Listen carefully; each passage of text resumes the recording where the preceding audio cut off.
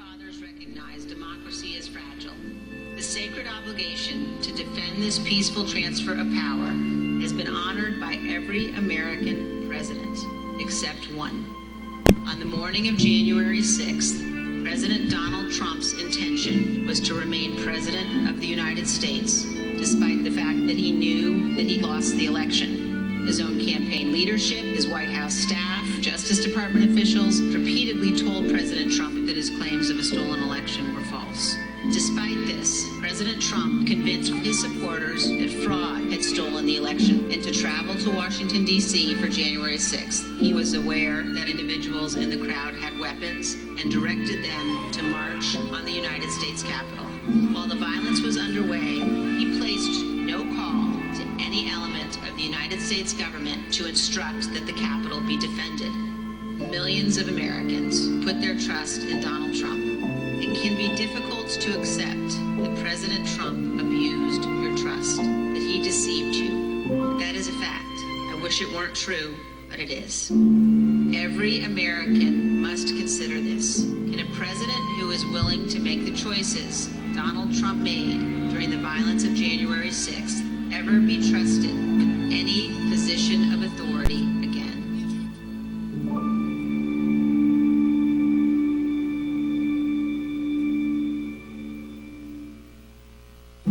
As the sun rises, we raise the flag, a symbol of all that we hold most dear as Americans.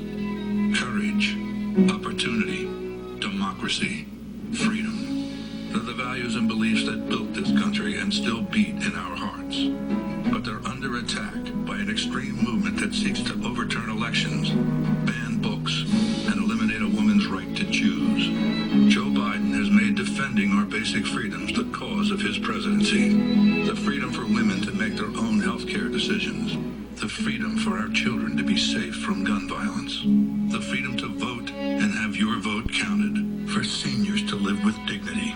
And to give every American the freedom that comes with a fair shot at building a good life. In small towns and big cities, we raise our heads, our eyes, our hearts for America, for the idea of this great country.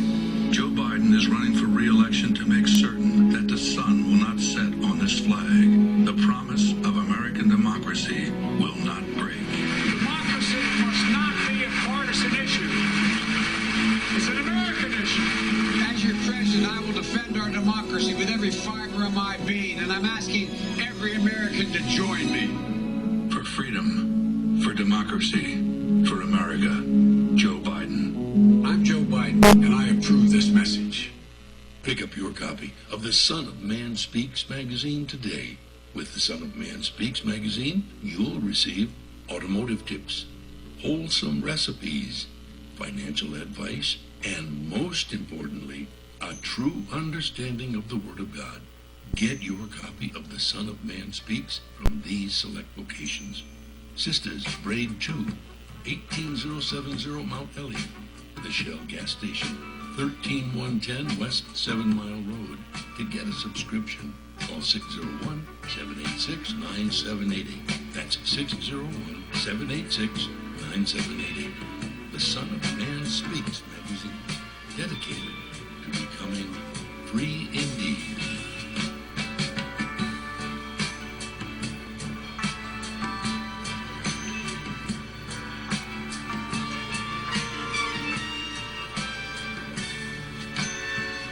Attention, brothers and sisters, viewers and listeners, now available. Your Son of Man Speaks magazine digital subscription. Your digital subscription to the Son of Man Speaks magazine will also include our monthly e-newsletter, both delivered to your inbox. If you have any questions regarding the digital magazine subscription or digital newsletter, you may send an email to shabazprinting@thenewnationofislam.com. That's shabazprinting@thenewnationofislam.com. Or call 1-601-786-9788. That's 601-786-9788. You can also subscribe online. Visit www.thenewnationofislam.com and click on the magazine tab to register for your online subscription. We would like to invite you to help support the efforts of the Unity and Rebuilding Fund. Visit the website at www.unityandrebuildingfund.com. That's www.unityandrebuildingfund.com. We often hear how we need to work together to rebuild the city, and we're actually doing it. You can make online donations and click on links to track the progress of the Unity and Rebuilding Fund. And for more information, 313-868-0000 is a local number. Again, 313-868-0000. Support the Unity and Rebuilding Fund. To make your online tithes, offerings, donations, gifts to the Son of Man through Cash App, make your payment to $New Nation of Islam. That's $New Nation of Islam. Or call 601-786-7056. 601-786-7056. I just used your other one though today because it was, look, it did 2 drips and I was like, oh, I can use my umbrella. My homegirl was talking about me. I'm like, don't talk about me. With our umbrellas, our customers are turning a drab day into a fab day. After all, representation matters. In other words, rain or shine, we've got you covered. Introducing Designs by Deej, your one-stop gift shop for all things handmade and unique. Our products range from our most popular umbrellas, blanket and pillow sets, handmade coasters, and other statement pieces that showcase the beauty of our melanin and natural hair in a beautiful and empowering way. You can find our brand at the sister shop locations in New Jersey and Atlanta, Georgia, or you can visit our website, www.designsbydeej.com. Again, that's www.designsbydeej.com.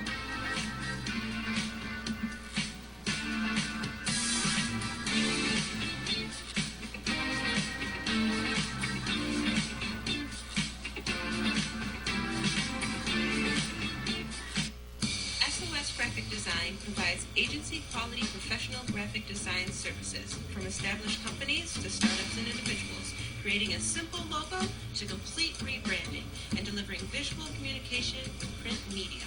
Everything SOS Graphic Design does has a single unifying objective: to set your business apart.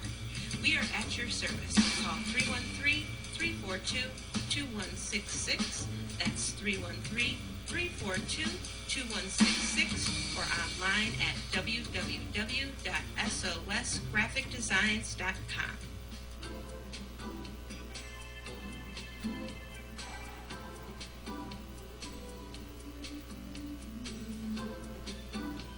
Are your clothes coming apart at the seams? Universal Seamstress and Tailoring has got you covered. At Universal Seamstress and Tailoring, we specialize in a wide variety of alterations and transformations to make and keep your clothes looking and fitting their best. From hem jobs to downsizing suits and dresses for a perfect fit to replacing zippers and buttons, Universal Seamstress and Tailoring is your one-stop shop for clothing maintenance. Also, do you have a logo for your clothes you'd like to wear? Universal Seamstress and Tailoring can put it there. That's right. At Universal Seamstress and Tailoring, we not only do alterations, but embroidery as well. Shirts, pants, coats, hats, even bags. If you can wear it, we can embroider it. So remember, whether it be alterations or embroidering you need, Universal Seamstress and Tailoring has got you covered. Universal Seamstress and Tailoring is located at 1404 Main Street, Fayette, Mississippi. Come and see us or give us a call at 601-786-0540.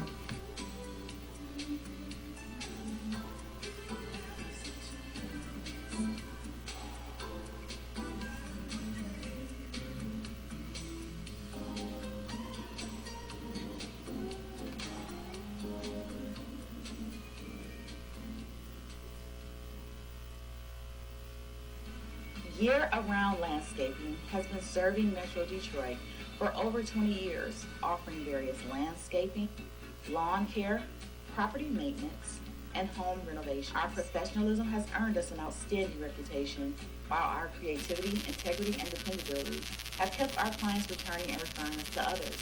At Year-Round Landscaping, we prioritize quality customer service. We treat every client as our only client before, during, and after providing our services. We believe in building solid relationships with our clients and ensuring their satisfaction. Whether you need a complete outdoor makeover, indoor renovation, or routine maintenance, we have the expertise and resources to deliver outstanding results. Our team is committed to providing exceptional service and completing every project to the highest standard. To schedule an estimate or consultation, please call us at 248-843-6139 or visit our website at yearroundlandscaping.net. Year-Around Landscaping. One source, unlimited resources.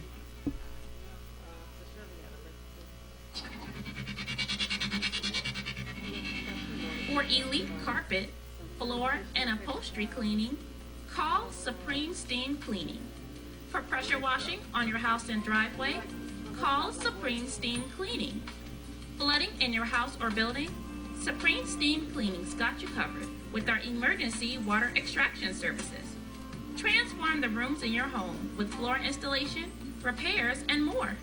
Give us a call today at 601-720-5138. That's 601-720-5138.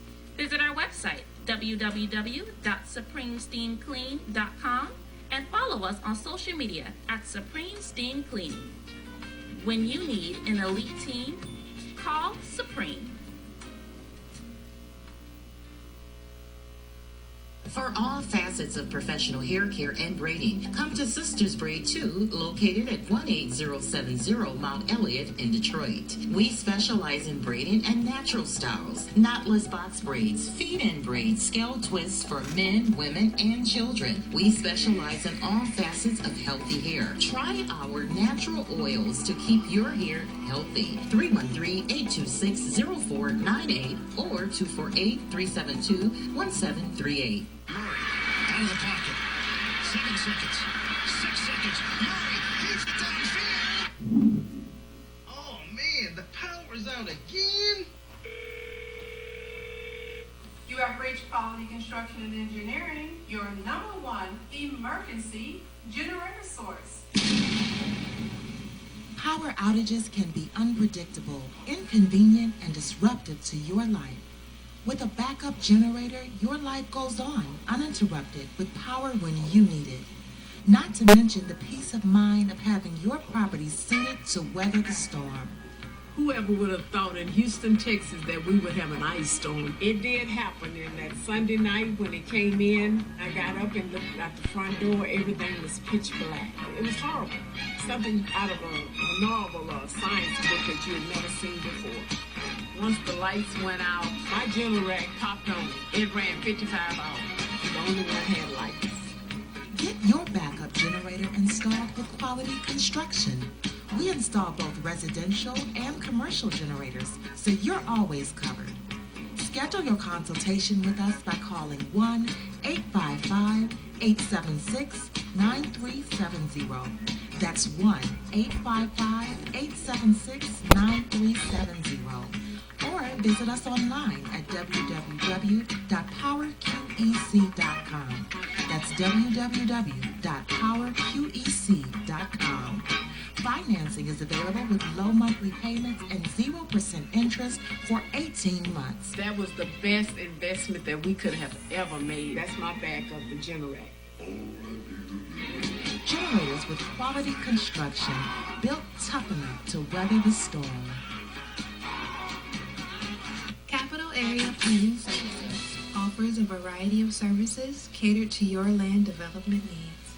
We offer landscape design, residential design, land planning, mapping and consulting services, and more. We have over 20 years of design and land planning experience. CAPS LLC offers services to developers, builders, architects, surveyors, contractors, government agencies, and private landowners. Feel free to contact us to find out which services are available in your area. You may reach us at 601-326-2966. That's 601-326-2966.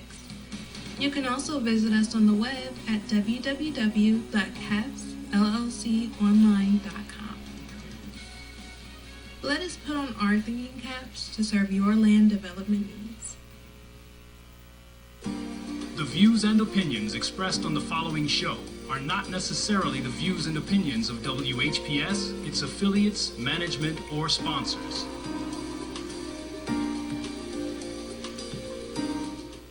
Brothers and sisters, are you tired of reading the Holy Scripture and not really understanding what you read? And if you're reasonably sure, have you ever tested that what you feel you know with someone that has a different view than your own? Then let's talk with one another. Then let's reason with one another on a Scriptural Discussion with the Son of Man every Wednesday at 9 p.m., Friday at 9 p.m., and Sunday at 12 noon. On WHPR TV Detroit Live, 88.1 FM WHPR, and Comcast Cable. Why don't you call and discuss the Holy Bible, and if you have one, the Holy Quran, and come to an agreement about the Holy Scriptures and their true meaning?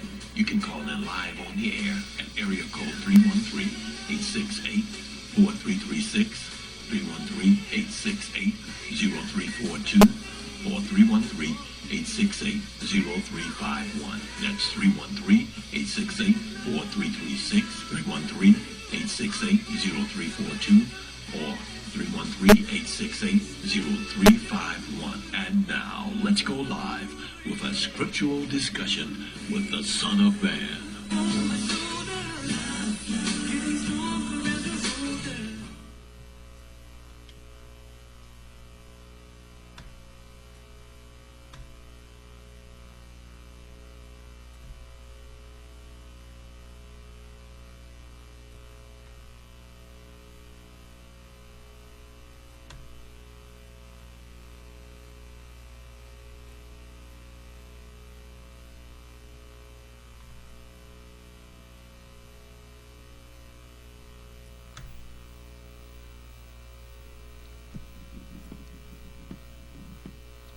In the name of Allah, the Beneficent, the Most Merciful, the Truthful, and the Most Just. I greet all of you once again who are hungry and thirsty for the true understanding of the Word of God and for the truth in general. I greet you all with the greeting words of peace. May Allah's salam alaikum. I want to first get out of the way some of the questions that many of you may have concerning anything that I have taught or that's troubling you, or those who may have arguments. Was there anyone? Nobody touching. Okay. Well, we're going to do something a little different this evening. We know that the President of the United States is giving a State of the Union this evening. Are we in Truth Social? And I never want you to think that I'm not true to what I say. You can't say you support a person, place, or thing, and when they have something to say to you, you ignore them. President Biden is about to address the Congress of the United States in the State of the Union. And I think we need to hear that. And so I'm going to give way to him now.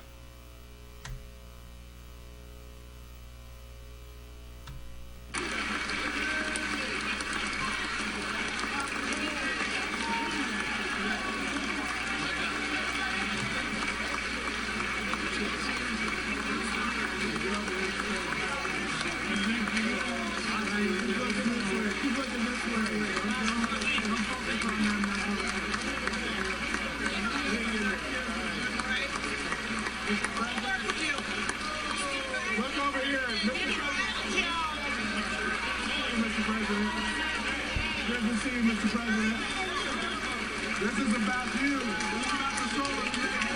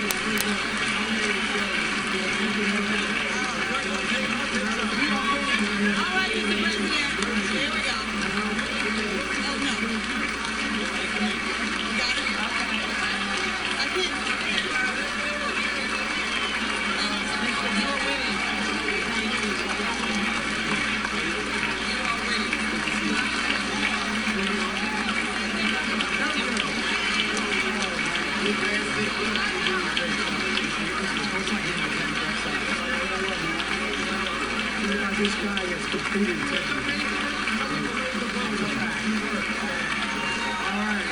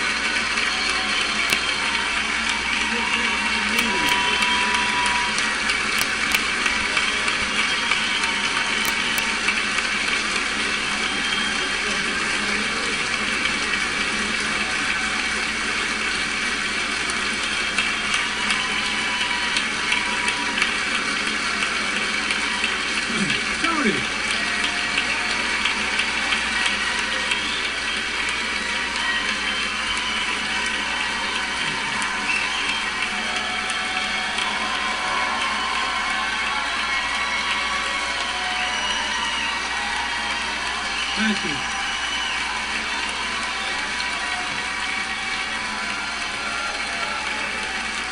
Really do.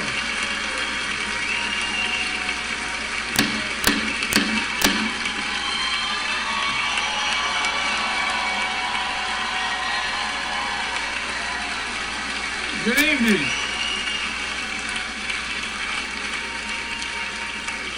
Good evening. If I were smart, I'd go home now.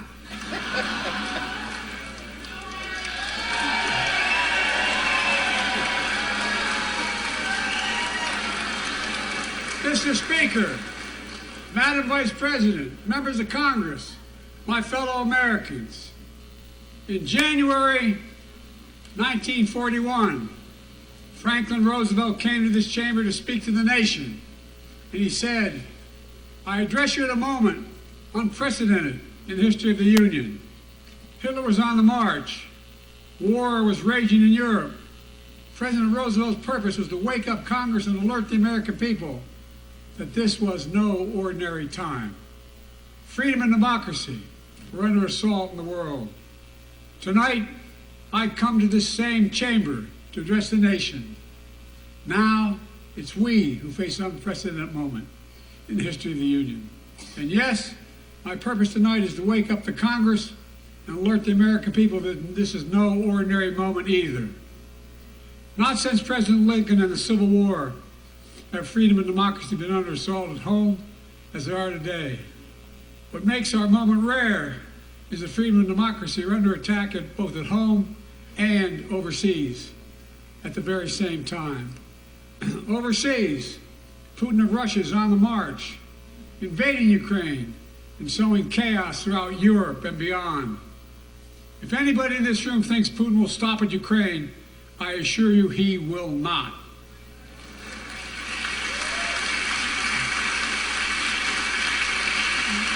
But Ukraine can stop Putin. Ukraine can stop Putin if we stand with Ukraine and provide the weapons that it needs to defend itself.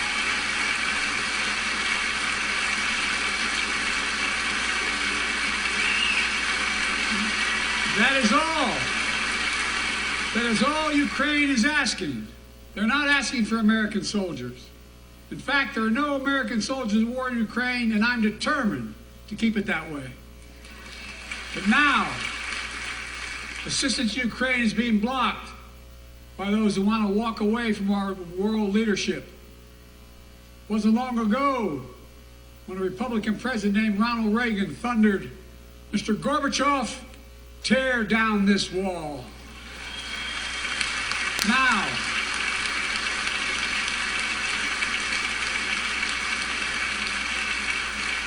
Now my predecessor, a former Republican president, tells Putin, quote, "Do whatever the hell you want." That's a quote. A former president actually said that, bowing down to a Russian leader. I think it's outrageous, it's dangerous, and it's unacceptable.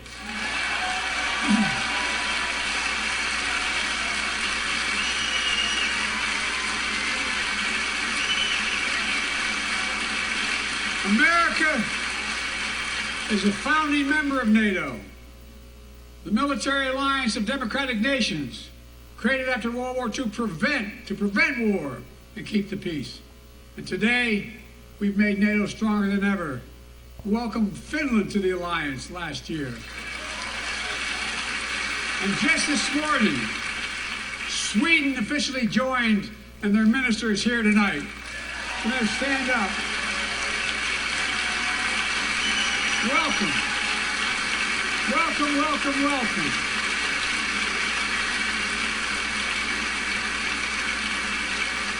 And they know how to fight. Mr. Prime Minister, welcome to NATO, the strongest military alliance the world has ever seen. I say this to Congress, we have to stand up to Putin. Send me a bipartisan national security bill. History is literally watching. History is watching. If the United States walks away, It will put Ukraine at risk. Europe is at risk. The free world will be at risk, emboldening others to do what they wish to do us harm. My message to President Putin, who I've known for a long time, is simple. We will not walk away.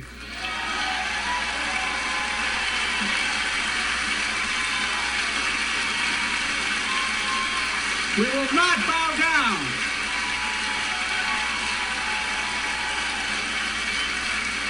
I will not bow down.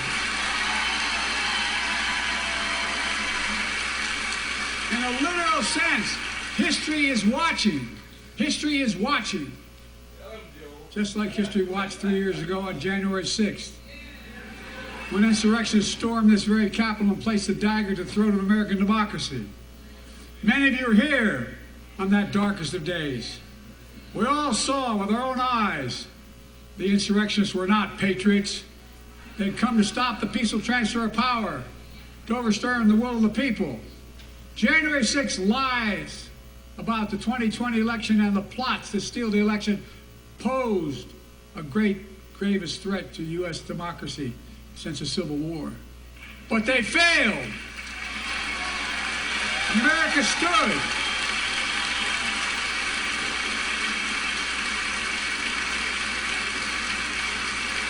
America stood strong and democracy prevailed. We must be honest. The threat to democracy must be defended. My predecessor and some of you here seek to bury the truth about January 6th. I will not do that. This is the moment to speak the truth and to bury the lies. Here's the simple truth. You can't love your country only when you win.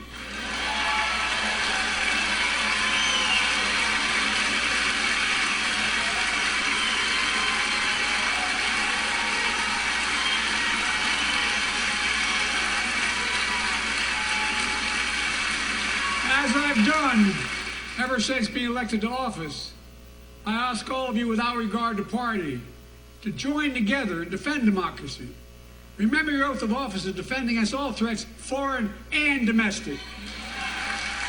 Respect free and fair elections, restore trust in our institutions, and make clear political violence has absolutely no place in America, zero place.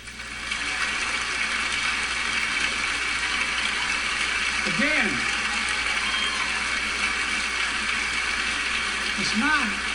it's not hyperbole to suggest history is watching. We're watching. Your children and grandchildren will read about this day and what we do. History is watching another assault on freedom. Joining us tonight is Latoya Beasley, a social worker from Birmingham, Alabama. 14 months ago, she and her husband welcomed a baby girl thanks to the miracle of IVF. She scheduled treatments to have that second child. The Alabama Supreme Court shut down IVF treatments across the state, unleashed by a Supreme Court decision overturning Roe v. Wade. She was told her dream would have to wait. What her family had got through should never have happened. Unless Congress acts, it could happen again. So tonight, let's stand up for families like hers. To my friends across the aisle, don't keep this waiting any longer. Guarantee the right to IVF.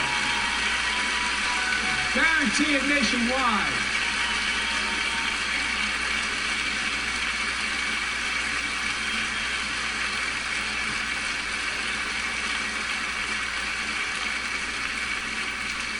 Like most Americans, I believe Roe v. Wade got it right. I thank Vice President Harris for being an incredible leader, defending reproductive freedom, and so much more.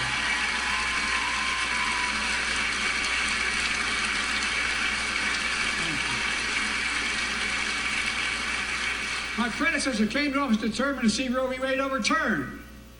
He's the reason it was overturned, and he brags about it. Look at the chaos that has resulted.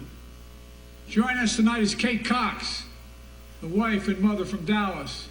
She's become pregnant again and had a fetus with a fatal condition. Her doctor told Kate that her own life and her ability to have children in the future were at risk if she didn't act. Because Texas law banned her ability to act, Kate and her husband had to leave the state to get what she needed. What her family got through should have never happened as well, but it's happening to too many others. There are state laws banning the freedom to choose, criminalizing doctors, forcing survivors of rape and incest to leave their states to get the treatment they need. Many of you in this chamber and my predecessor are promising to pass a national ban on reproductive freedom. My God, what freedom else would you take away? Look, it's a decision to overturn Roe v. Wade. The Supreme Court majority wrote the following, and with all due respect, justices, women are not without electoral power. Electoral or political power. You're about to realize just how much you're right about that.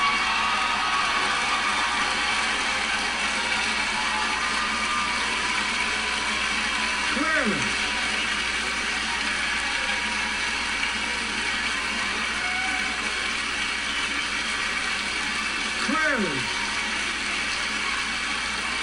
Remember I told you? Those bragging about overturning Roe v. Wade have no clue about the power of women.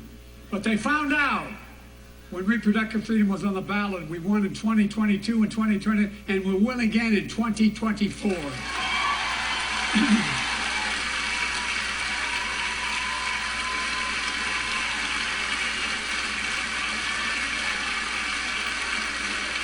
If you, the American people, send me a Congress that supports the right to choose, I promise you, I'll restore Roe v. Wade as the law of the land again.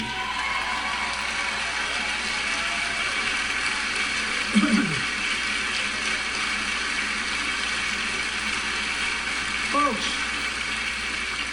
America cannot go back. I'm here tonight to show what I believe is the way forward, because I know how far we come. 4 years ago next week, before I came to office, the country was hit by the worst pandemic and the worst economic crisis in a century.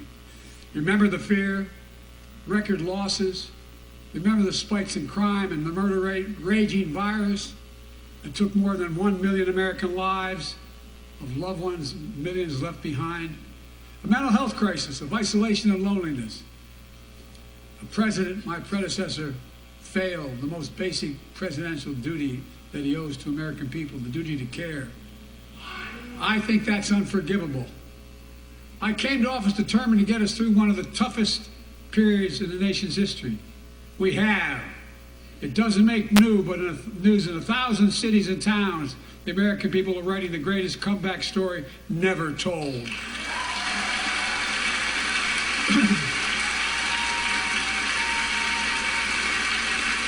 So let's tell the story here. Tell it here and now. America's comeback is building the future of American possibilities, building an economy from the middle out and the bottom up, not the top down, investing in all America, in all Americans, to make sure everyone has a fair shot. We leave no one behind. The pandemic no longer controls our lives. The vaccine that saved us from COVID are now being used to beat cancer, turning setback into comeback. That's what America does. That's what America does.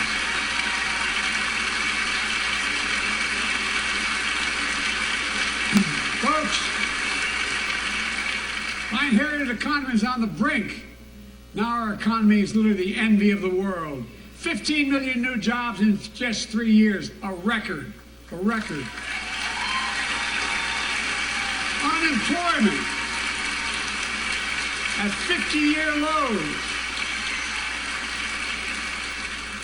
A record 16 million Americans are starting small businesses, and each one is a literal act of hope. With historic job growth and small business growth for Black and Hispanics and Asian Americans, 800,000 new manufacturing jobs in America and counting. Where is it written we can't be the manufacturing capital of the world? We are, we will. More people have health insurance today. More people have health insurance today than ever before. The racial wealth gap is as small as it's been in 20 years. Wages keep going up, inflation keeps coming down. Inflation has dropped from 9% to 3%, the lowest in the world, and tending lower.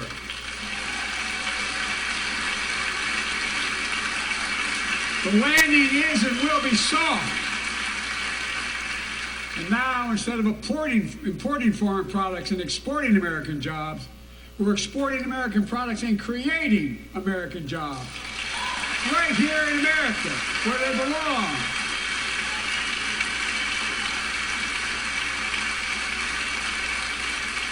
And it takes time, but the American people are beginning to feel it. Consumer studies show consumer confidence is soaring.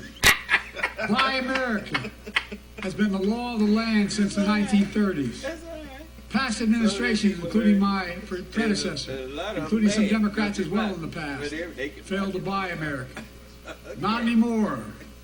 On my watch, federal projects that you fund, like helping build American roads, bridges, and highways, will be made with American products and built by American workers.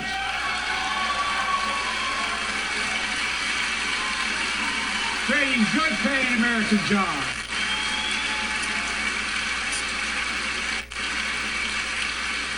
And thanks to our CHIPS and Science Act, the United States is investing more in research and development than ever before. During the pandemic, a shortage of semiconductors, chips, that drove up the price of everything from cell phones to automobiles. And by the way, we invented those chips right here in America.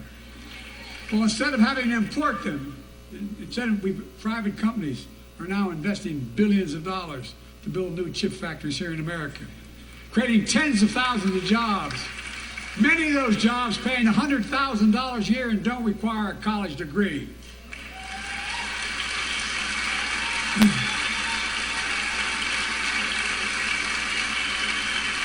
In fact, my policies have attracted $650 billion in private sector investment in clean energy, advanced manufacturing, creating tens of thousands of jobs here in America.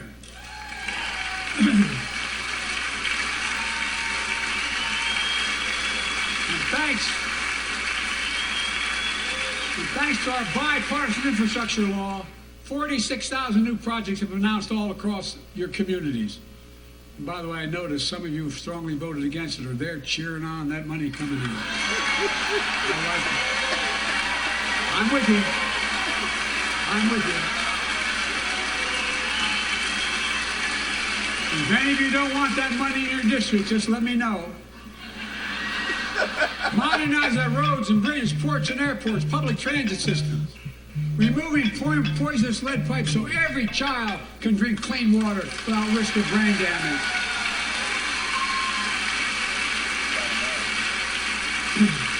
Providing affordable high-speed internet for every American, no matter where you live, urban, suburban, or rural communities, in red states and blue states. Record investments in tribal communities. Because of my investment in the family farm, because I invested in family farms led by my Secretary of Agriculture, who knows more about this than anybody I know. Yes. We're better able to stay in the family for those farms and their children and grandchildren won't have to leave home to make a living. It's transformative. Great comeback story is Belvedere, Illinois, home to an auto plant for nearly 60 years. Before I came to office, the plant was on its way to shutting down. Thousands of workers feared for their livelihoods. Hope was fading. Then I was elected to office and we raised the Belvedere repeatedly with auto companies knowing unions would make all the difference. The UAW worked like hell to keep the plant open and get these jobs back, and together we succeeded. Instead of auto factories shutting down, auto factories reopening, and new state-of-the-art battery factories being built to power those cars there at the same.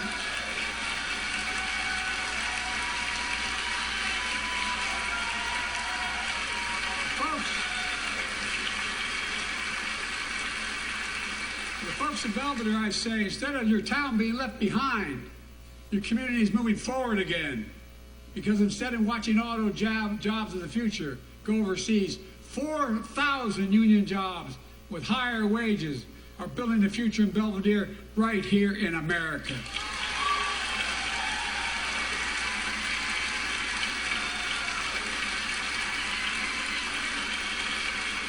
Here tonight is UAW President Shawn Fain, a great friend and a great labor leader. Shawn, where are you? Stand up.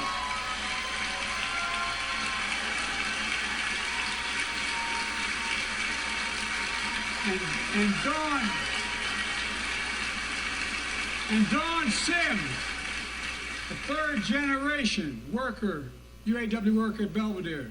Sean, I was proud to be the first president to stand on the picket line. And today, Dawn has a good job in her hometown, providing stability for her family and pride and dignity as well. Showing once again, Wall Street didn't build America. They're not bad guys. They didn't build it, though. The middle class built the country, and unions built the middle class.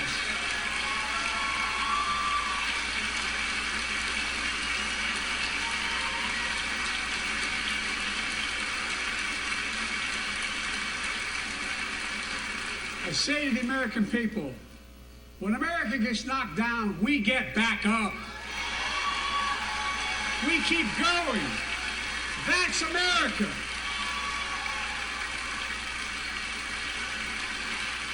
That's you, the American people.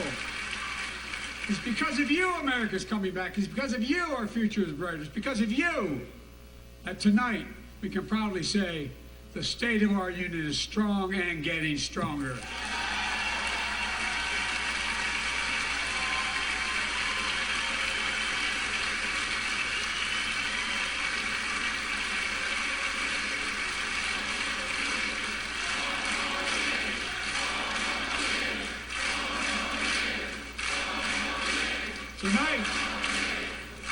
Tonight, I want to talk about the future of possibilities that we can build together.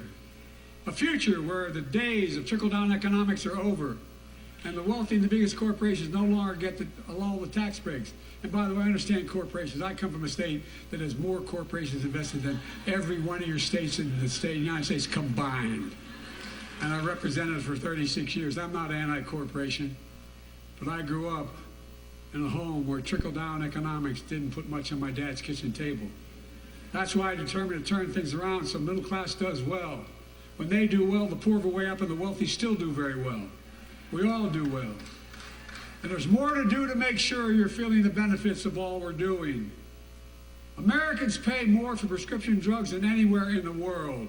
It's wrong, and I'm ending it.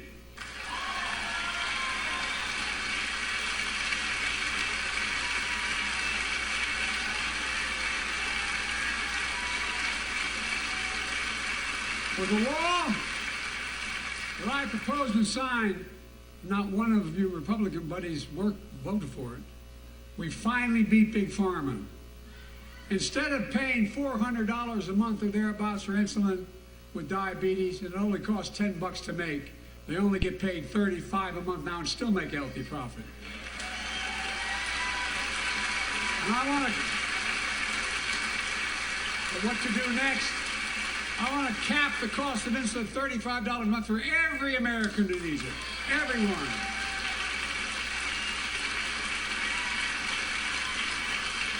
For years, people have talked about it, but finally we got it done and gave Medicare the power to negotiate lower prices on prescription drugs, just like the VA is able to do for veterans. That's not just saving seniors money, it's saving taxpayers money. We cut the federal deficit by $160 billion. Because Medicare will no longer have to pay those exorbitant prices to Big Pharma. This year, Medicare is negotiating lower prices for some of the costliest drugs on the market to treat everything from heart disease to arthritis. It's now time to go further and give Medicare the power to negotiate lower prices for 500 different drugs over the next decade. They're making a lot of money, guys. And they'll still be extremely profitable. It will not only save lives, it will save taxpayers another $200 billion. Starting next year, the same law caps total prescription drug costs for seniors on Medicare at $2,000 a year. Even for expensive cancer drugs that cost $10,000, $12,000, $15,000. I want to cap prescription drug costs at $2,000 a year for everyone. Folks, I'm going to get in trouble for saying that, but if you want to get in Air Force One with me and fly to Toronto, Berlin, Moscow, even Moscow probably. And bring your prescription with you, and I promise you I'll get it for you for 40% the cost you're paying now. Same company, same drug, same place. Folks, the Affordable Care Act, the old Obamacare, it's still a very big deal.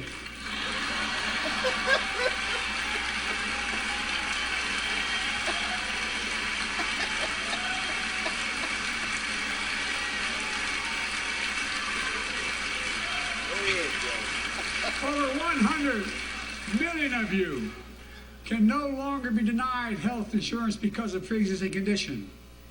Well, my predecessor, and many in this chamber, want to take this prescription drug away by repealing the Affordable Care Act. I'm not going to let that happen. We stopped you 50 times before it will stop you again. In fact, I'm not only protecting it, I'm expanding it. We enacted tax credits of $800 per person per year, reduce health care costs for millions of working families. That tax credit expires next year. I want to make that savings permanent.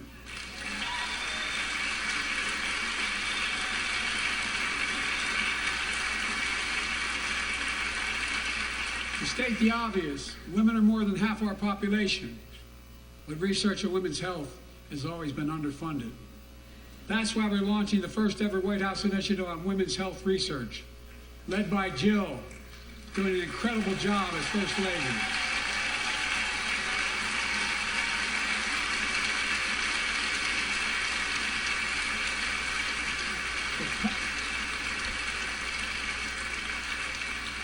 Pass my plan for $12 billion to transfer women's health research and benefit millions of lives all across America.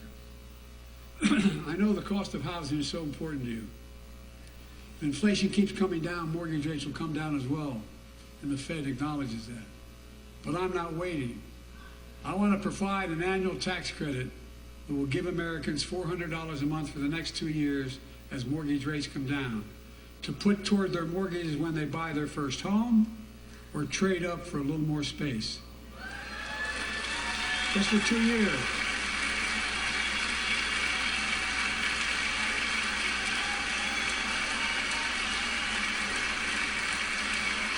And my administration is also eliminating title insurance on federally backed mortgages. When you refinance your home, you can save $1,000 or more as a consequence. For millions of renters, we're cracking down on big landlords who use antitrust law, who break antitrust laws by price fixing and driving up rents.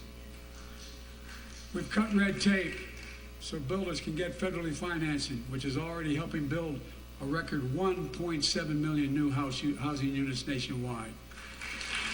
Now pass and build and renovate 2 million affordable homes and bring those rents down.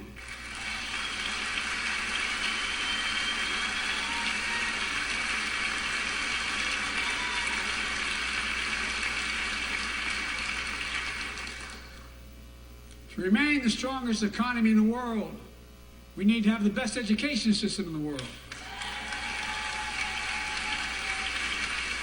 And I suspect all of you, want to give every child, a good start by providing access to preschool for 3 and 4 years old. You know, I think I pointed out last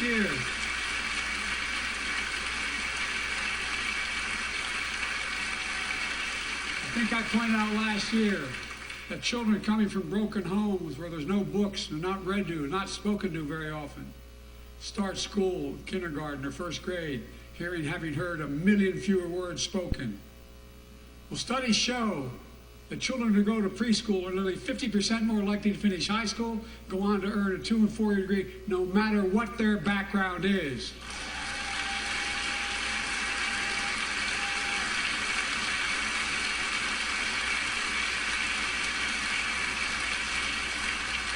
I met a year and a half ago with the leaders of the Business Roundtable.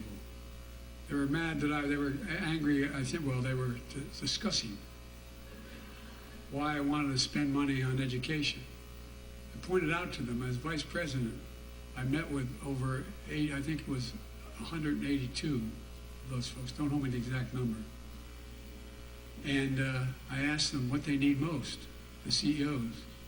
And you've had the same experience on both sides now. They say a better educated workforce, right? So I looked at them and I say, I come from Delaware. DuPont used to be the 8th largest corporation in the world. And every new enterprise they bought, they educated the workforce to that enterprise. But none of you do that anymore. Why are you angry with me providing you the opportunity for the best educated workforce in the world? And they all looked at me and said, I think you're right. I want to expand high-quality tutoring and summer learning to see that every child learns to read by 3rd grade.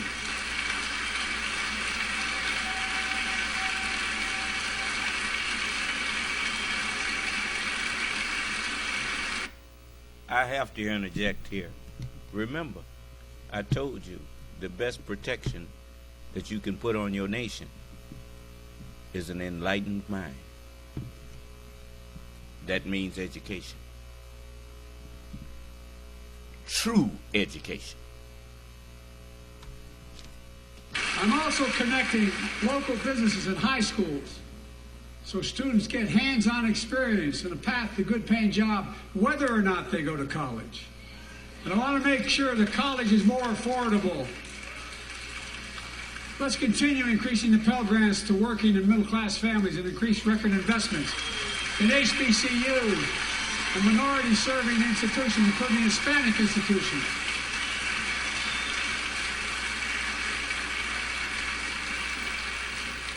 And I was told I couldn't universally just change the way in which we dealt with student loans. I fixed 2 student loan programs that already existed to reduce the burden of student debt for nearly 4 million Americans, including nurses, firefighters, and others in public service. Like Keenan Jones, a public educator from Minnesota, who's here with us tonight. Keenan, where are you? Keenan, thank you. He's educated hundreds of students so they can go to college. Now he's able to help, after debt forgiveness, get his own daughter to college.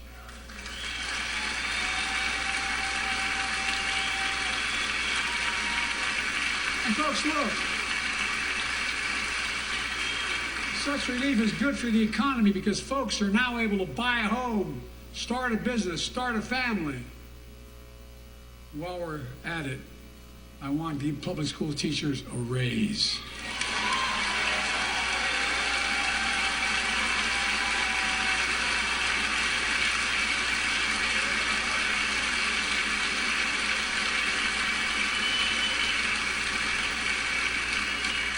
And by the way, the first couple of years we cut the deficit. Now let me speak to the question of fundamental fairness for all Americans. I've been delivering real results in fiscally responsible ways. We've already cut the federal deficit. Over $1 trillion. I signed the bipartisan deal to cut another $1 trillion in the next decade. It's my goal to cut the federal deficit another $3 trillion by making big corporations and the very wealthy finally beginning to pay their fair share.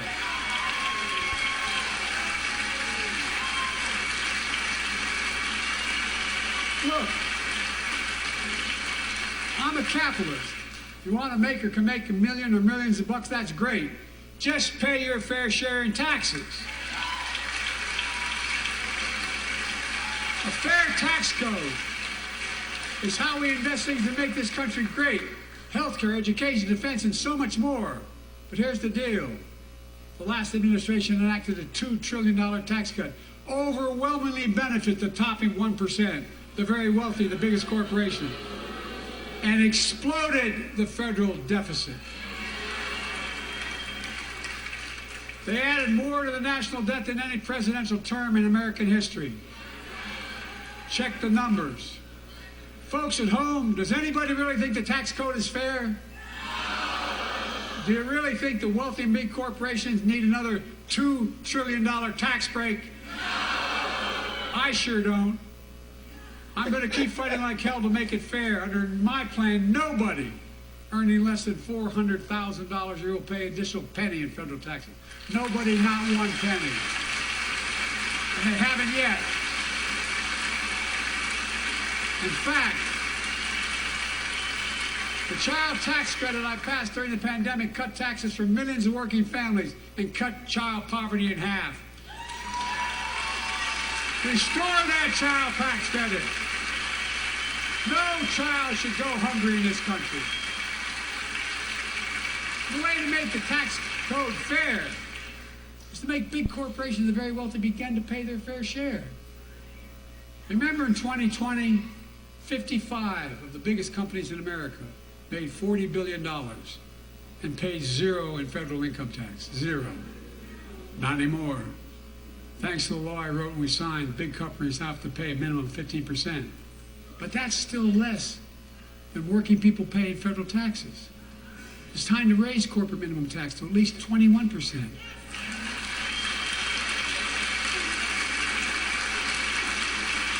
So every big corporation finally begins to pay their fair share. I also want to end tax breaks for big pharma, big oil, private jets, massive executive pay when it's only supposed to be $1 million that can be deducted. They can pay $20 million if they want, but deduct $1 million. End it now. You know, there are 1,000 billionaires in America. You know what the average federal tax is for those billionaires? No. They're making great sacrifices, 8.2%. That's far less than the vast majority of Americans pay. No billionaire should pay a lower federal tax rate than a teacher, a sanitation worker, or a nurse.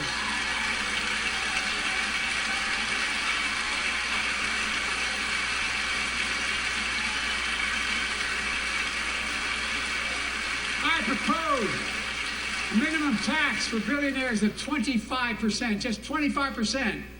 You know what that would raise? That would raise $500 billion over the next 10 years. And imagine what that could do for America. Imagine a future with affordable child care. Millions of families can get they need to go to work to help grow the economy. Imagine a future with paid leave, because no one should have to choose between working and taking care of their sick family member. Imagine the future of home care and elder care. And people living with disabilities, so they can stay in their homes and family caregivers can finally get the pay they deserve. Tonight, let's all agree once again to stand up for seniors. Many of my friends on the other side of the aisle want to put Social Security on the chopping block. If anyone here tries to cut Social Security, Medicare, or raise the retirement age, I will stop you.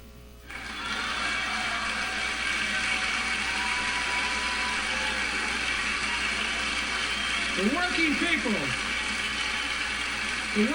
who built this country pay more into Social Security than millionaires and billionaires do. It's not fair. We have two ways to go.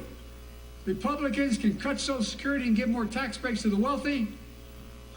That's the proposal. Oh no. You guys don't want another $2 trillion tax cut? I kind of thought that's what your plan was. Well, that's good to hear. You're not going to cut another $2 trillion for the super wealthy. That's good to hear. I'll protect and strengthen Social Security and make the wealthy pay their fair share. Look,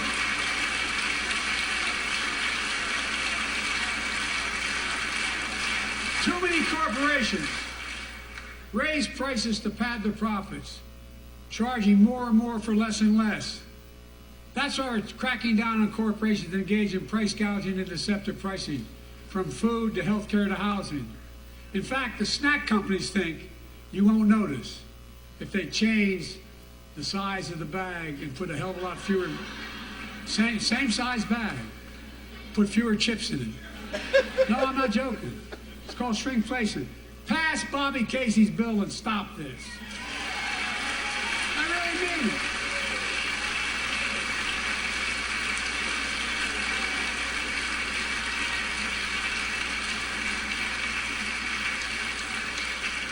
You probably all saw that commercial on Snickers bars. You get charged the same amount, and you got about, I don't know, 10% fewer Snickers in it. Look, I'm also getting rid of junk fees. Those hidden fees at the end of your bill that are there without your knowledge. My administration announced we're cutting credit card late fees from $32 to $8.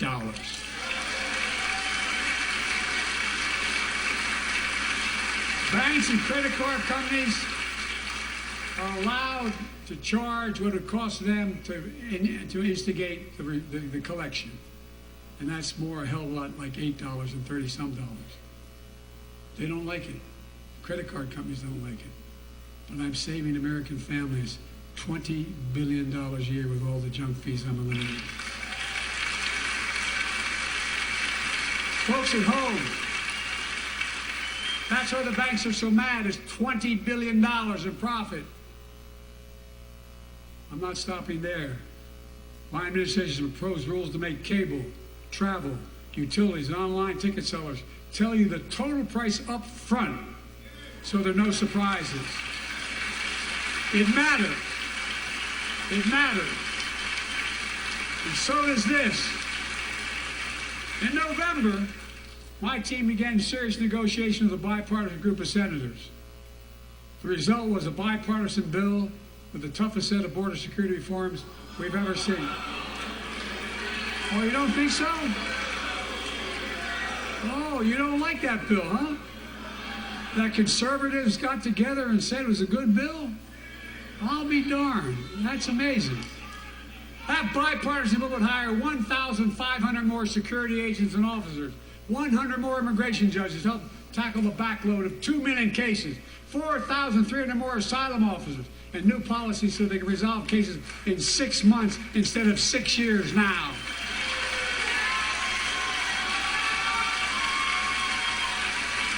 What are you against? 100 more high-tech drug detection machines to significantly increase the ability to screen and stop vehicles smuggling fentanyl into America. That's killing thousands of children. This bill would save lives and bring order to the border. It will also give me and any new president new emergency authority to temporarily shut down the border when the number of migrants at the border is overwhelming. The Border Patrol Union has endorsed this bill. The Federal Chamber of Commerce is, yeah. You're saying low. Look at the facts. I know you know how to read.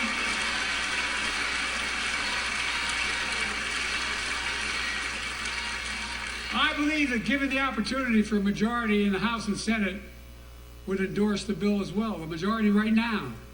But unfortunately, politics has derailed this bill so far. I'm told my predecessor called members of Congress and the Senate to demand they block the bill. He feels political win, he viewed it as would be a political win for me and a political loser for him. It's not about him, it's not about me. I'd be a winner, not really.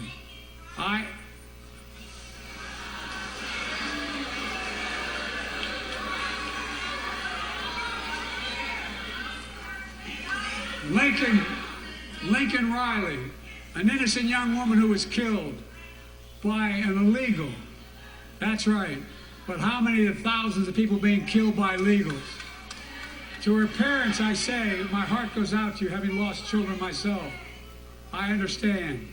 But look, if we change the dynamic at the border, people pay these smugglers $8,000 to get across the border because they know if they get by and let into the country, it's 6 to 8 years before they have a hearing. And it's worth it taking the chance of the $8,000. But if it's only 6 weeks, the idea is it's highly unlikely that people will pay that money and come all that way, knowing that they'll be able to be kicked out quickly. Folks, I would respectfully suggest my Republican friends owe it to the American people, get this bill done. We need to act now.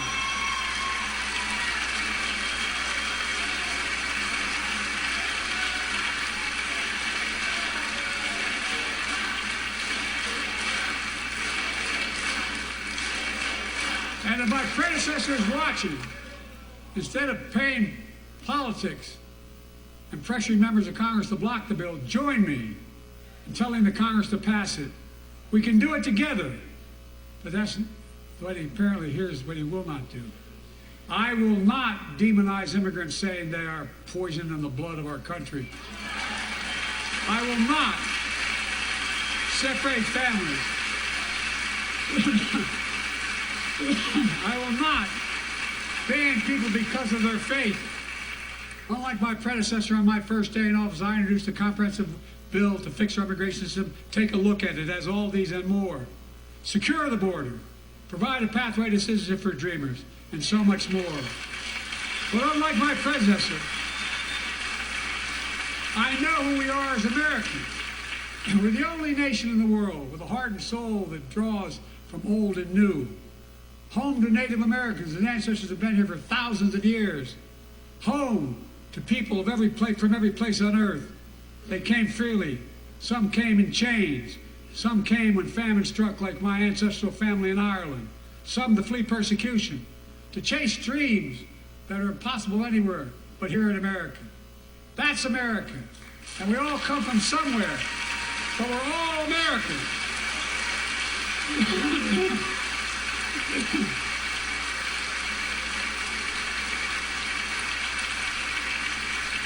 Look, folks, we have a simple choice. We can fight about fixing the border, or we can fix it. I'm ready to fix it. Send me the border bill now.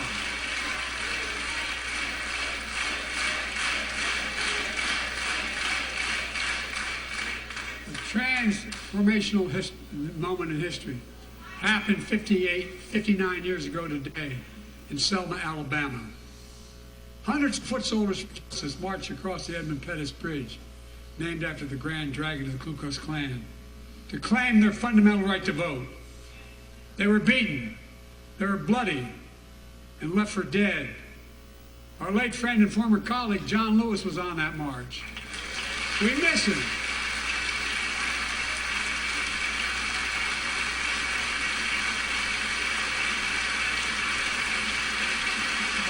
Joining us tonight are other marchers, both in the gallery and on the floor, including Betty Mae Fikes, known as the voice of Selma. The daughter of gospel singers and preachers, she sang songs of prayer and protest on that bloody Sunday to help shake the nation's conscience. 5 months later, the Voting Rights Act passed and was signed into law.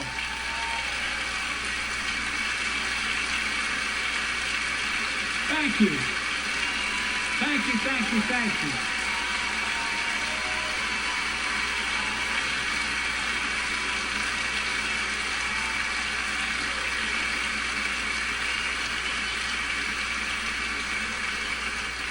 But 59 years later, there are forces taking us back in time.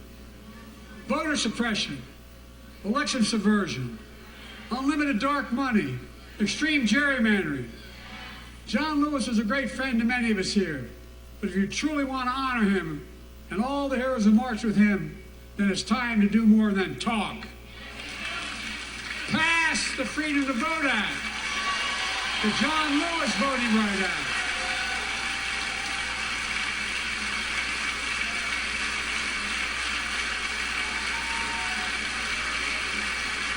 And stop denying another core value of America, our diversity across American life. Banning books, it's wrong. Instead of erasing history, let's make history. I want to protect fundamental rights. Pass the Equality Act.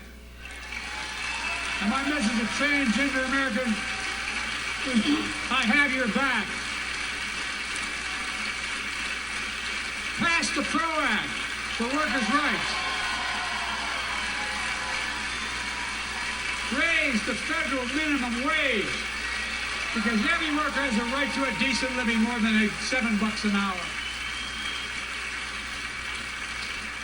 We're also making history by confronting the climate crisis, not denying it. I don't think any of you think there's no longer a climate crisis. At least I hope you don't. I'm taking the most significant action ever on climate in the history of the world. I'm cutting our carbon emissions in half by 2030, creating tens of thousands of clean energy jobs, like the IBEW work is building and installing 500,000 electric vehicle charging stations. Conserving 30% of America's lands and waters by 2030. And taking action on environmental justice, fence line communities smothered by the legacy of pollution. And patterned after the Peace Corps and AmeriCorps, I launched the Climate Corps to put 20,000 young people to work in the forefront of our clean energy future. I'll triple that number in a decade.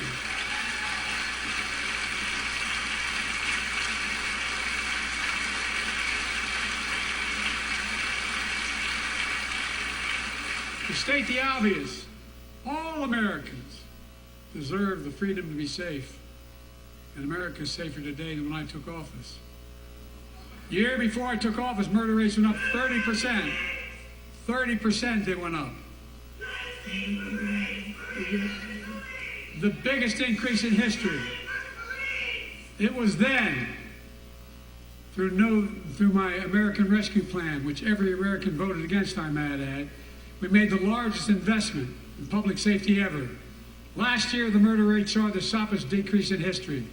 Violent crime fell to one of its lowest levels in more than 50 years. But we have more to do. We have to help cities invest in more community police officers, more mental health workers, more community violence intervention. Give communities the tool to crack down on gun crime, retail crime, and carjacking. Keep building trust as I've been doing by taking executive action on police reform and calling for it to be the law of the land. Directing my cabinet to review the federal classification of marijuana and expunging thousands of convictions for the mere possession, because no one should be jailed for simply using or have it on their record. Take on crimes of domestic violence. I'm ramping up the Federal Enforcement of the Violence Against Women Act that I proudly wrote when I was a senator, so we can finally end the scourge against women in America.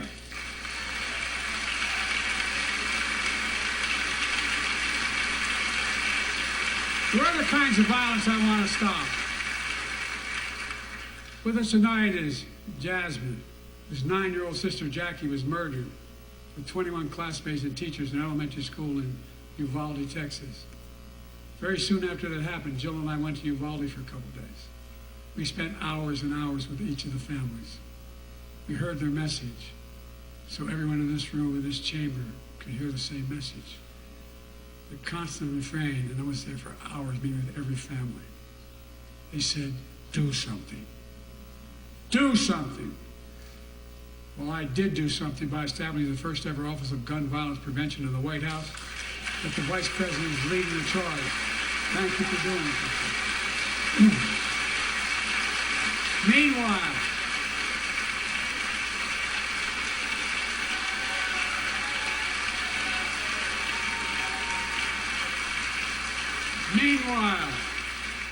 my predecessor told the NRA he's proud he did nothing on guns when he was president.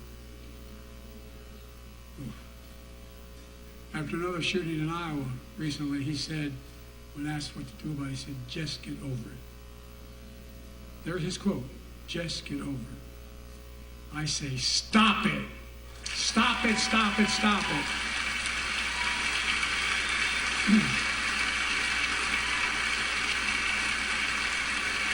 I'm proud we beat the NRA when I signed the most significant gun safety law in nearly 30 years because of this Congress. We now must beat the NRA again. I'm demanding a ban on assault weapons and high-capacity magazines. Pass universal background checks. None of this. I taught the Second Amendment for 12 years. None of this violates the Second Amendment or vilifies responsible gun owners. You know, as we manage challenges at home, we're also managing crises abroad, including in the Middle East. I know the last 5 months have been gut-wrenching for so many people, for the Israeli people, for the Palestinian people, and so many here in America. This crisis began on October 7th with a massacre by a terrorist group called Hamas, as you all know. 1,200 innocent people, women and girls, men and boys, slaughtered after enduring sexual violence. The deadliest day for the Jewish people since the Holocaust. And 250 hostages taken. Here in this chamber tonight are families whose loved ones are still being held by Hamas. I pledge to all the families that we will not rest until we bring every one of your loved ones home. We also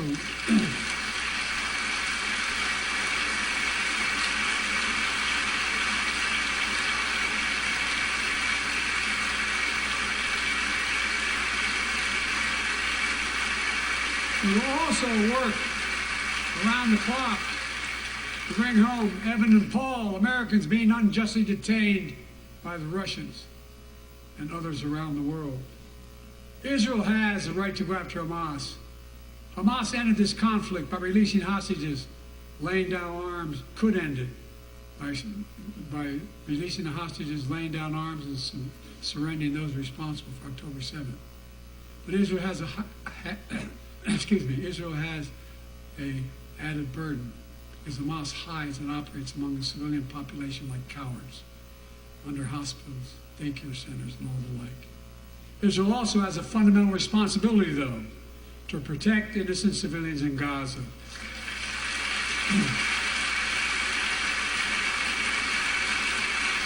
This war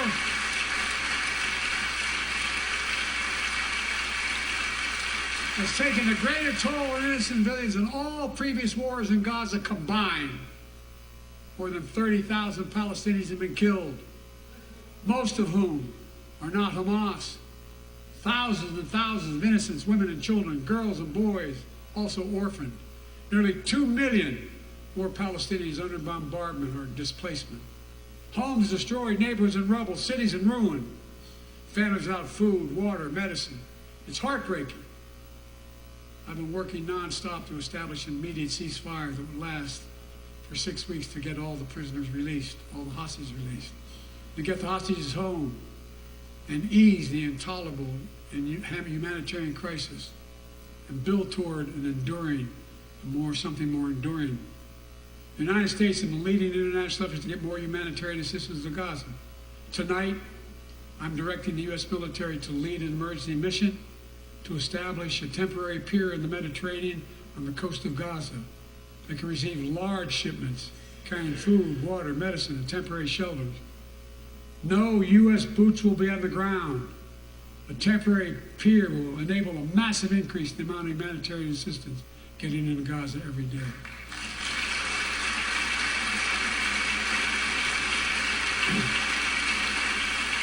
And Israel must do its part. Israel must allow more aid into Gaza and ensure humanitarian workers aren't caught in the crossfire. They're announcing they're going to have a crossing in northern Gaza. For the leadership of Israel, I say this: humanitarian assistance cannot be a secondary consideration or a bargaining chip.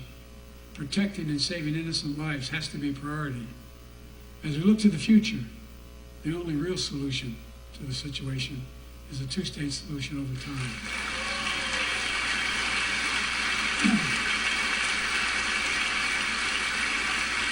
And I say this as a lifelong supporter of Israel. My entire career, no one has a stronger record with Israel than I do. I challenge any of you here. I'm the only American president of Israel in wartime. But there is no other path that guarantees Israel's security and democracy. There is no other path that guarantees that Palestinians can live in peace with peace and dignity. There's no other path that guarantees peace between Israel and all of its neighbors, including Saudi Arabia, with whom I'm talking. Creating stability in the Middle East also means containing the threat posed by Iran.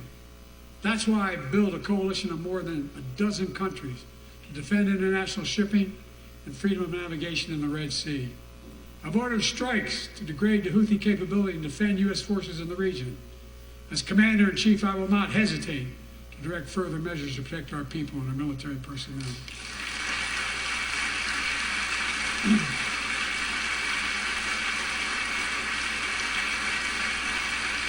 For years, I've heard many of my Republican and Democratic friends say that China is on the rise and America's falling behind.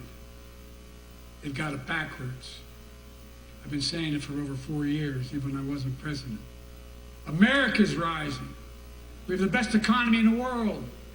And since I've come to office, our GDP is up, our trade deficit with China is down to the lowest point in over a decade. And we're standing up against China's unfair economic practices. We're standing up for peace and stability across the Taiwan Straits. I've revitalized our partnership and alliance in the Pacific. India, Australia, Japan, South Korea, Pacific Islands. I've made sure that the most advanced American technologies can't be used in China, not allowing to trade them there. Frankly, for all this tough talk on China, it never occurred to my predecessor to do any of that. I want competition with China, not conflict. And we're in a stronger position to win the conflict of the 21st century against China than anyone else, for that matter, than any time as well. Here at home, I've signed over 400 bipartisan bills. There's more to pass my unity agenda. Strengthen penalties on fentanyl trafficking. You don't want to do that, huh? Pass bipartisan privacy legislation to protect our children online. Harness the promise of AI to protect us from peril. Ban AI voice impersonations and more. And keep our truly sacred obligation to train and equip those we send into harm's way and care for them and their families when they come home and when they don't.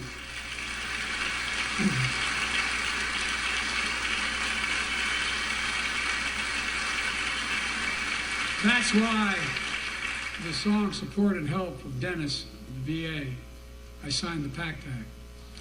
One of the most significant laws ever, helping millions of veterans exposed to toxins who now are battling more than 100 different cancers. Many of them don't come home, but we owe them and their families support. We owe it to ourselves to keep supporting our new health research agency called ARPA-H.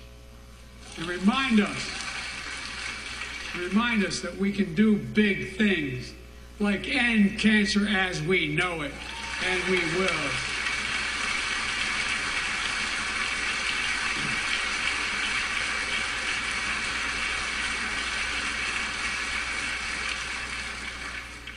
Let me close with this. Yay!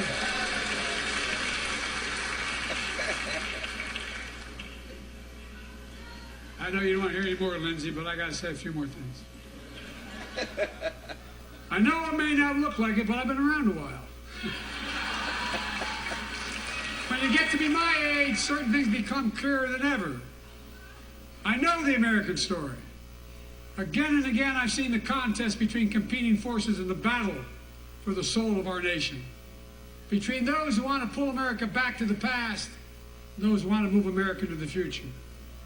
My lifetime has taught me to embrace freedom and democracy, a future based on core values that have defined America: honesty, decency, dignity, equality, to respect everyone, to give everyone a fair shot, to give hate no safe harbor. Now, other people my age see it differently. The American story of resentment, revenge, and retribution, that's not me. I was born amid World War II, when America stood for the freedom of the world. I grew up in Scranton, Pennsylvania, and Claymont, Delaware, among working class people who built this country. I watched in horror as two of my heroes, like many of you did, Dr. King and Bobby Cunningham, were assassinated. And their legacies inspired me to pursue a career in service. I left the law firm and became a public defender because my city of Wilmington was the only city in America occupied by the National Guard after Dr. King was assassinated because of the riots. And I became a county councilman almost by accident. I got elected to the United States Senate when I had no intention of running at age 29. Then vice president, or first black president. Now president to the first women vice president.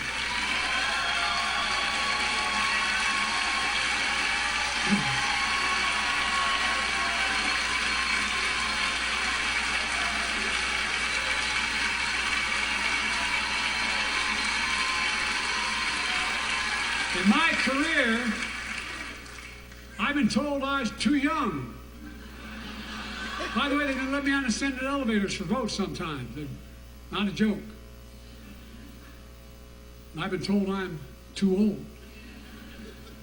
Whether young or old, I've always known what endures. I've known our North Star. The very idea of America is that we're all created equal. It deserves to be treated equally throughout our lives. We've never fully lived up to that idea, but we've never walked away from it either. And I won't walk away from it now. I'm optimistic. I really am. I'm optimistic, Nancy.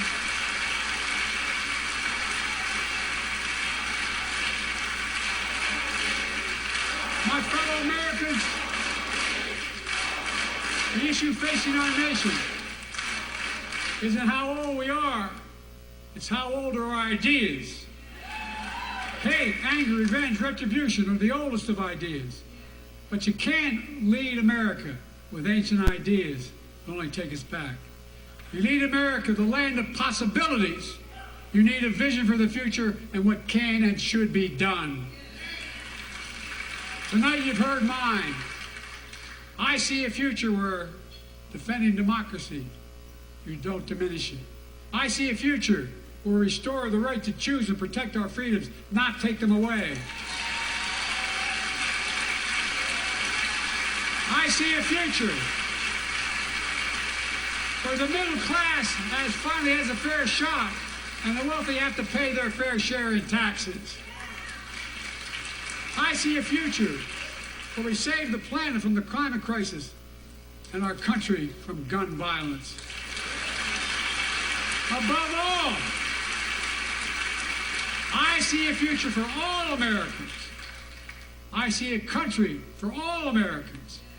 And I will always be president for all Americans. Because I believe in America. I believe in you, the American people. You're the reason we've never been more optimistic about our future than I am now. So let's build the future together. Let's remember who we are. We are the United States of America. And there is nothing beyond our capacity when we act together. God bless you all, and may God protect our troops. Thank you, thank you, thank you.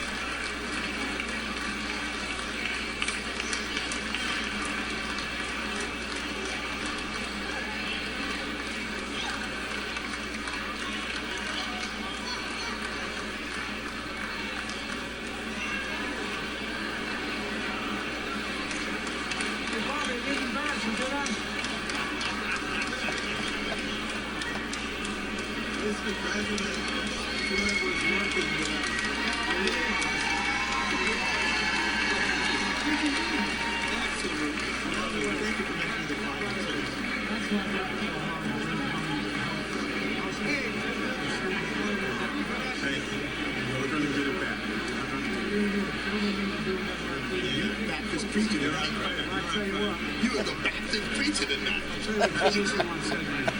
what would old Jimmy used to do for you, Double Y?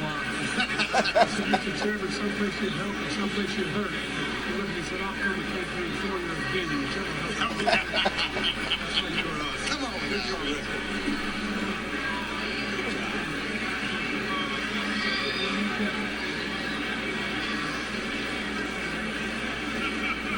Good job, great job. Great job.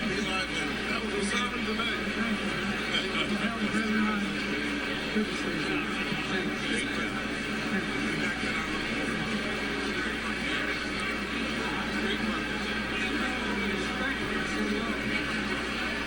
No, there's no tea, scramble. Great job, Mr. President.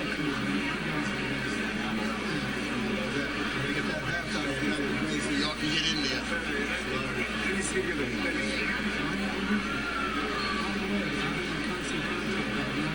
Here's what I worry about with the thing.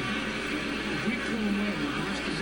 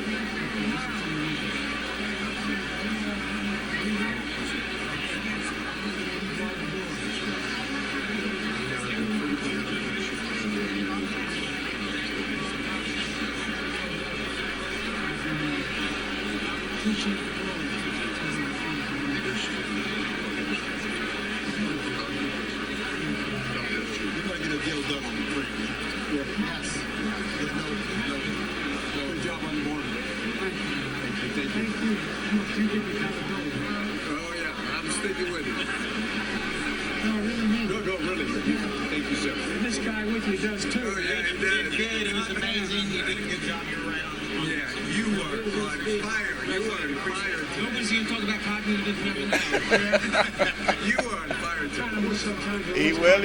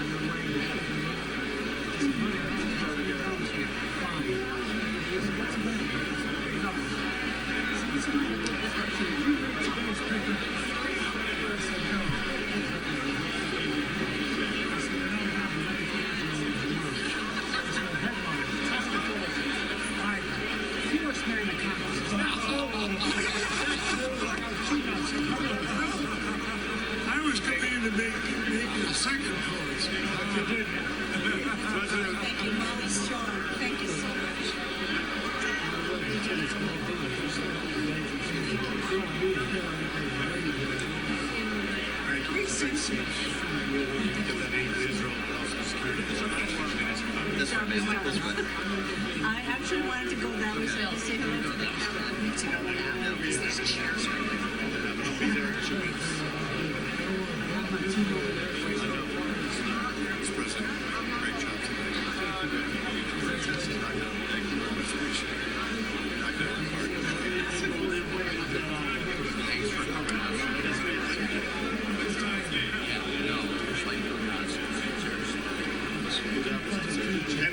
Thanks for trying to get the English. You can get on the show.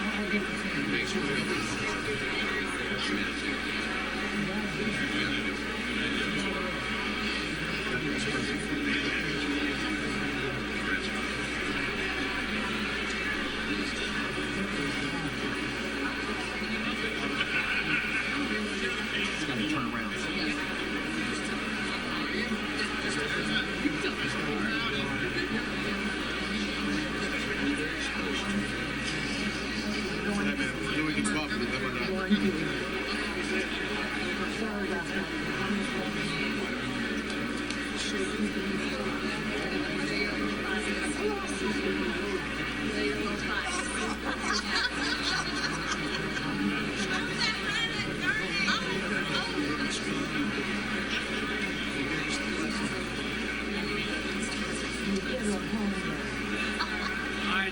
did if she said I know that.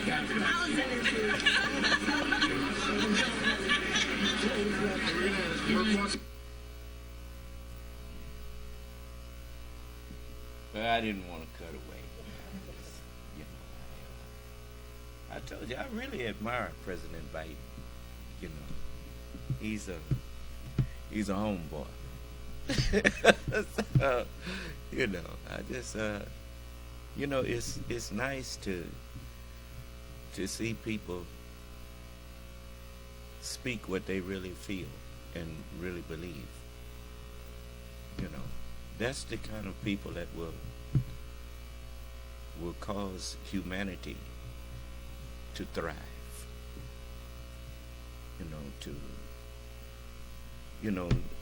A man like him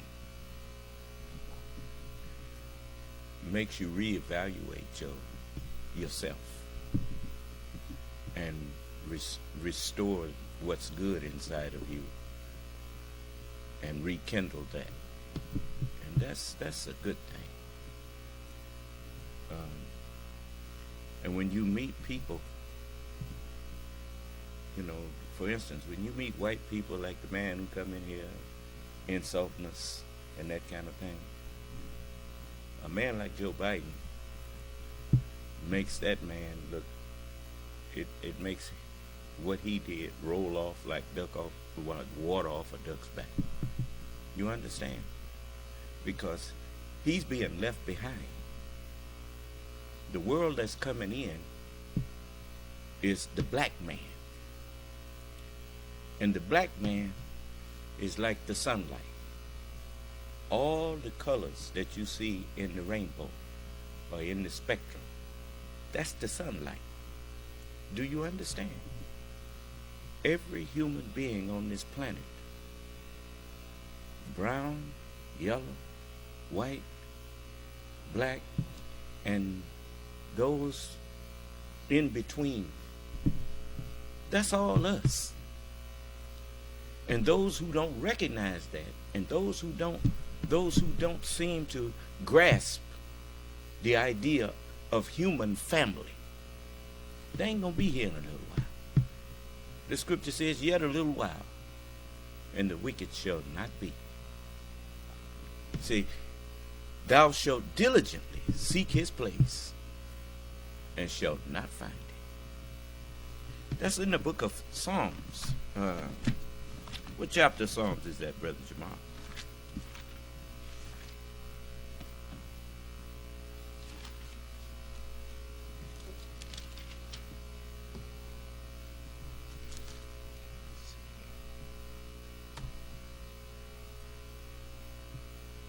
Yes, I'm telling you, it's just put in there yet a little while. That's it. That's Psalms chapter 37. Psalms chapter 37. See, if y'all knew the scriptures like I do, I told you, I've been knowing the scriptures since I was a child, a little boy. Ever since I was old enough to talk, my mother was teaching me to recite Bible verses. And if you knew the Bible like I do, I wouldn't have to tell you to go to no chapter. You'd know that it's in there. Do you understand? This is chapter 37, and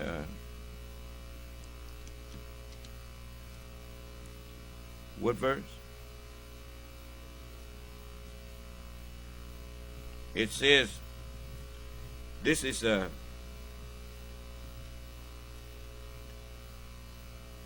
I think I'm going to start at the first verse. It says, fret not thyself because of evildoers. Well, I could just as easily say, fret not thyself because of Donald Trump and those MAGA people. Huh? Neither be thou envious against the workers of iniquity. And just because they got positions of power where they seem to have power over government and that kind of thing, don't be envying them for that. For they shall soon be cut down like the grass. Huh? Well, it's like David saw all this, huh? For they shall soon be cut down like the grass, and wither as the green herb. You notice, not once did you hear anybody scream out, "You lie." Huh? They couldn't call the man a lie, because the record speaks for itself. Huh? So it says, trust in the Lord and do good. Who is the Lord? As you have did it unto the least of these my brethren, the prophets, you did it unto me. Trust in Jesus. Trust in Moses. Trust in David. Trust in Solomon. Trust in Muhammad. Trust in their words. Trust in the mind that was in them. And do the word. Be not hearers of it only, but be doers of it. Let me say, just in case the president every now and then may tune in. Thank you, Mr. President. I thank President Biden and his administration for caring about me and my people. You see, that's the one thing that when you become the head of a nation as diverse as the United States, there is no other nation as diverse as this one. And when he took on the mantle of president and decided that he was going to represent all of the people of the United States and do what he felt was good for the United States, that means he cared about me too. Do you understand? He didn't have to single me out. It's like people was trying to suggest that when President Obama became president, that somehow he was supposed to become a black activist. He was supposed to take black activism into the West. That's not what a president of the United States, he's not supposed to be no activist. He's supposed to be the president of the whole country and just do what's right for the country, and everybody in the country will benefit. Do you understand? And people, it's just like he gave, what is the definition of a patriot when he enters into politics? Can any of you tell me? I want to show you that I am a thinker. I think. You know, you notice that question never crossed most of y'all's minds. That's why you don't have a readily available answer. It's not that you couldn't come up with the answer, for you could come up with the answer if you thought about it long enough. But remember what I told you. If you don't know what question to ask, you will never gain the knowledge of the truth. You got to, how can you find gold if you wasn't looking for it? You may stumble on it and don't know that it's gold because you wasn't looking for it. Do you understand? The definition of a patriot when he enters into the political arena, then he is defined as a statesman. And when you get a president that is a patriot, become statesman or turn statesman because of his position, and then you get a State of the Union by a statesman, you have something really magnificent in store for you. Because when a statesman is speaking, it's from his heart, and he will not deliberately lie to you. Do you understand? And that means you can trust that at least he believes that what he is sharing with you is absolutely true. Do you understand? And if what he was sharing was not true, I think all of those who have been fighting him for so long would have protested much more than you heard any protests on that floor. Huh? That's what happens when you speak things that you can readily prove. Just like he said, all of you can read. Even some of the Republicans were bearing him witness that they had come up with a solution for the border, and then they backed out on it. Huh?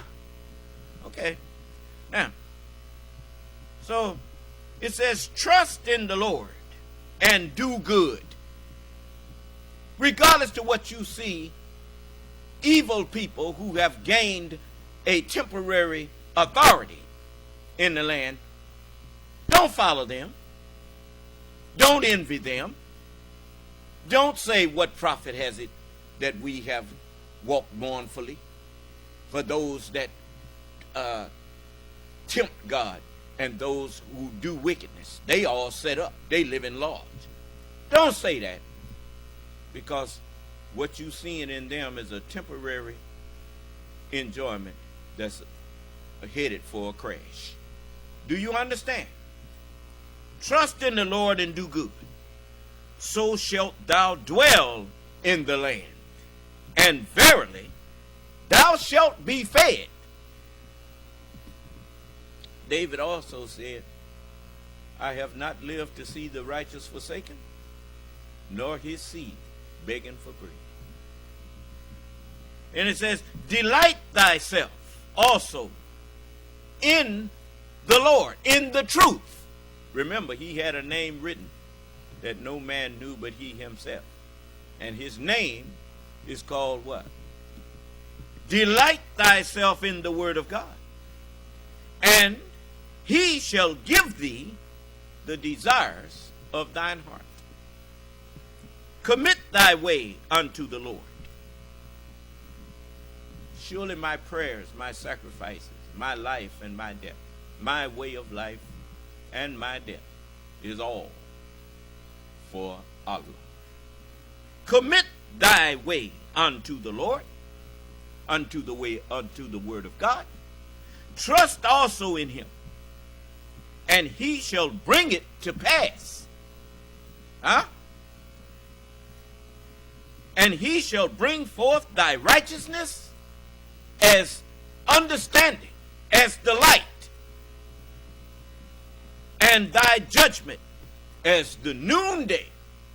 Huh? Crystal clear. No doubt in it. Rest in the Lord.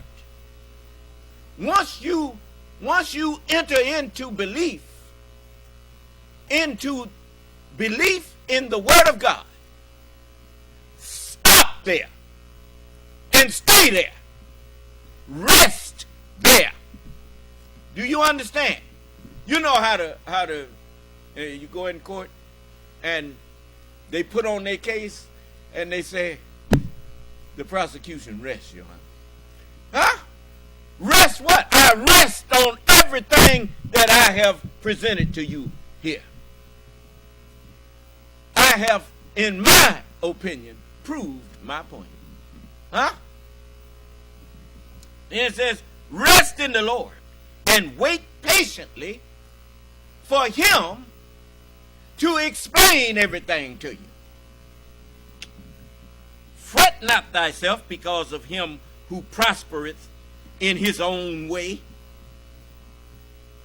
of conning people and telling a big lie and then telling a bigger one to cover that one. Huh? He couldn't even be true to what Hitler said. Hitler didn't say, tell a big lie and then start making it complicated by telling the bigger lies. Huh? And that's why he's getting in trouble. He didn't even know how to follow Hitler. And if he had had any sense, he wouldn't even went down that road, because Hitler's way ended in Hitler's suicide, according to them. I didn't hear you. Okay. It says, rest in the Lord and wait patiently for him. Fret not thyself because of him who prospereth in his own wicked way, because of the man who bringeth wicked devices to pass. Cease from anger and forsake wrath. Fret not thyself in any wise to do evil, because anger and wrath makes you go and do things that you were told not to do. Do you understand? That's how you determine when you have faith in Allah, and when you lose your faith, you start acting in your own way instead of the way that his instructions said. But is it not written?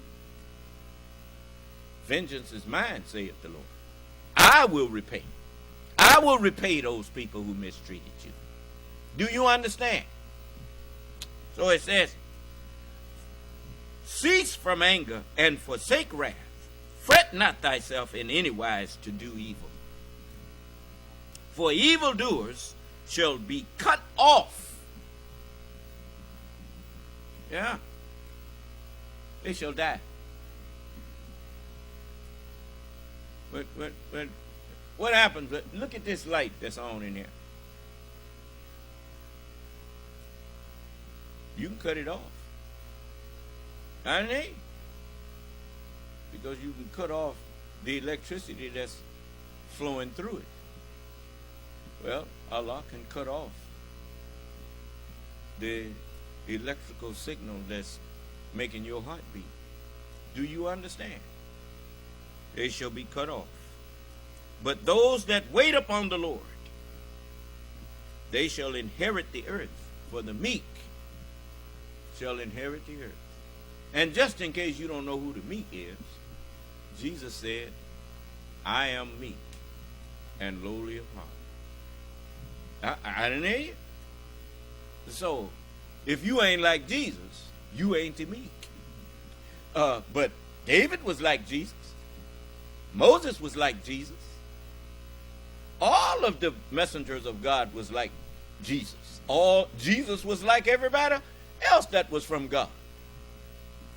And I am like them all. But I'm also like you. As the book says in Hebrews, it says, for verily, it's the second chapter of Hebrews, and it describes me in this way. In the 16th verse, for verily, he took not on him the nature of angels, but took on him the seed of Abraham. The afflictions that you suffer, I suffer from. The things that tempt you, they tempt me too. The human feelings that you have, I have them too. Do you understand? And so it says, wherefore, in all things it behooved him to be made like unto his brethren, his slave brethren. It says that he might be a merciful and faithful high priest in things pertaining to God, to make reconciliation for the sins of the people. Huh? And so, for in that he himself hath suffered being tempted, he is able to succor them that are tempted. Huh? I'll tell you in a minute. You know, you may have did something you had no business, but that ain't no reason to kill yourself. All right, all right. You know, the self-accusing spirit is something. That's why you bring your burdened mind. When your mind is burdened, you notice the first thing I tell you is just calm down, don't worry, let's talk about it. Now tell me what the problem is. And when you tell me what the problem is, I tell you what the solution is. Do you understand? And the solution ain't never go kill yourself. No, don't never go kill yourself, because to him that's joined to all the living, there is hope. A dead man ain't got no more hope. That's the end of it. For a living dog is better than a dead lion. Huh? A lion is a more powerful creature than a dog. But if the lion is dead and the dog is alive, the dog is a much better creature than that dead lion. Is that right? Okay, so don't ever try to be your own judge. They got a saying in this world: the lawyer who represents himself has a fool for a client. And since you don't know the truth, how can you be a just judge of yourself?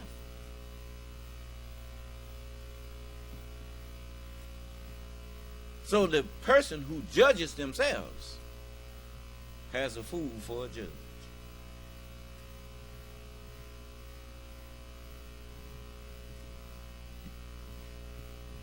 You know, in a real court of law, a judge just does not pass sentence.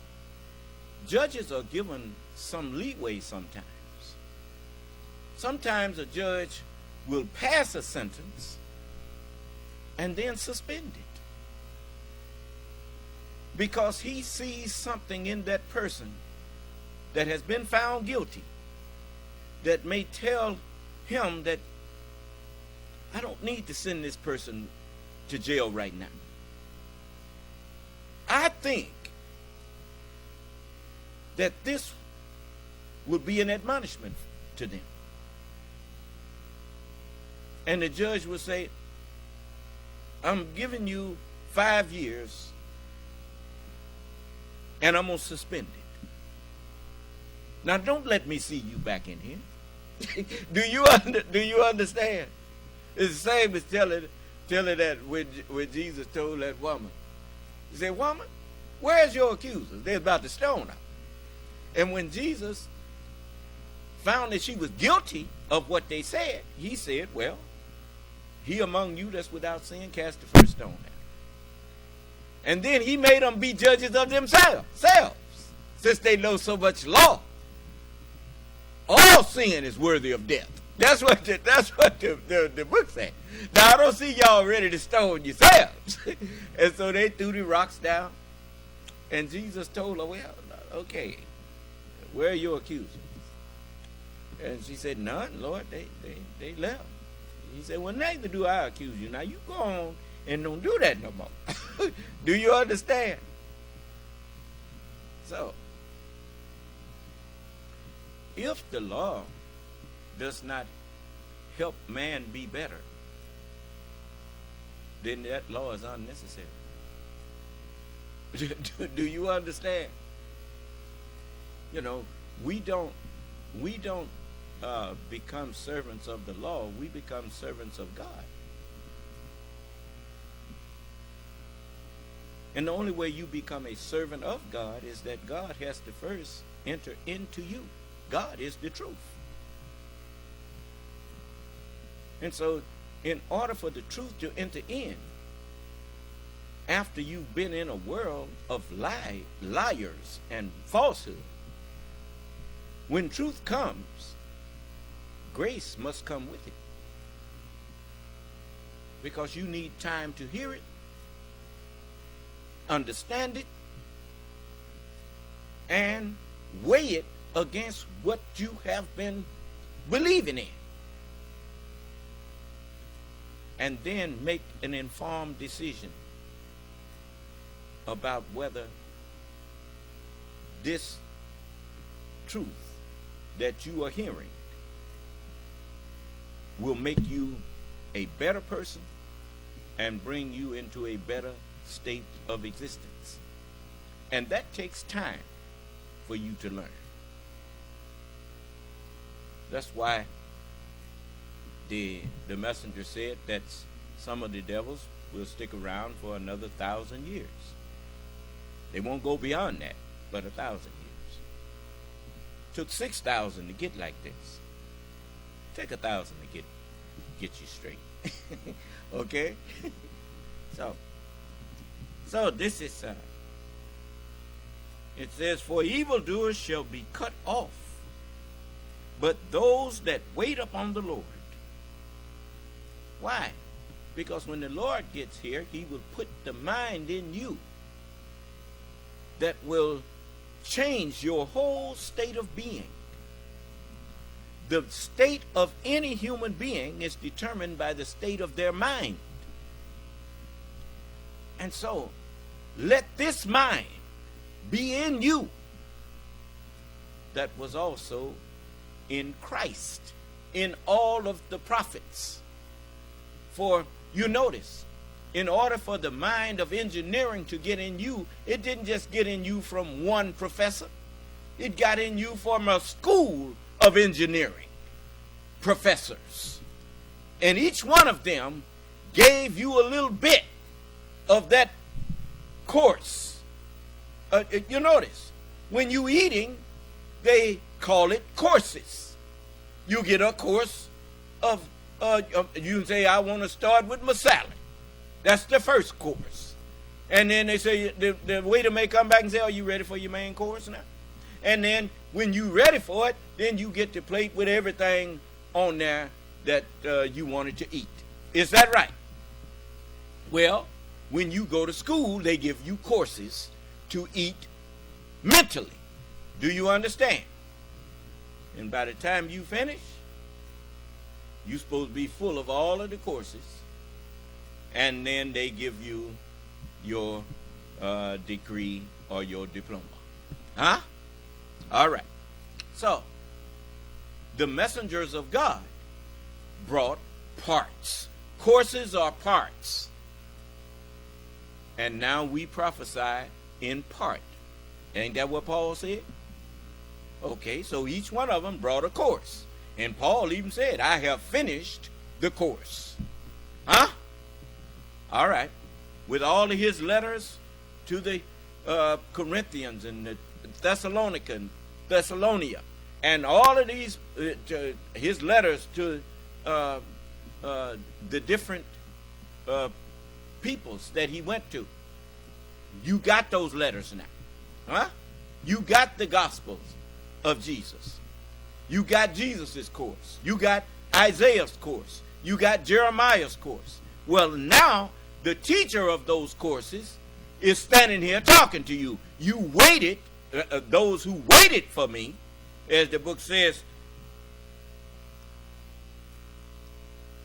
it says, for evildoers, this is the 9th verse, shall be cut off, but those that wait upon the Lord, they shall inherit the earth. How you going to become the meek? You're going to have to let the mind that was in the prophets get in you. Now, how is it going to get in you? Somebody got to teach you. That's where I come in at. I am the Lord. Do you understand? And it says, for yet a little while, and the wicked shall not exist. They shall not be. You remember Shakespeare said this? To be or not to be. That is the question that you had better ask yourself where you stand. Because if you want to be, you're going to have to stop your wickedness.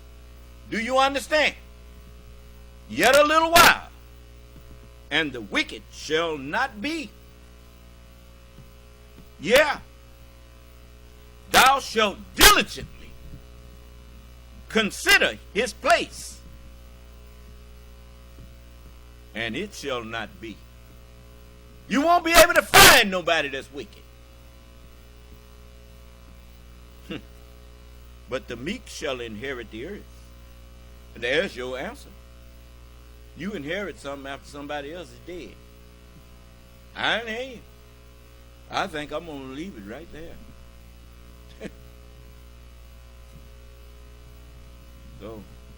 So everybody who decided after hearing me that they didn't want what I was offering, you on the list. He that believeth not on the Son is condemned already, because he have not believed in the word of God.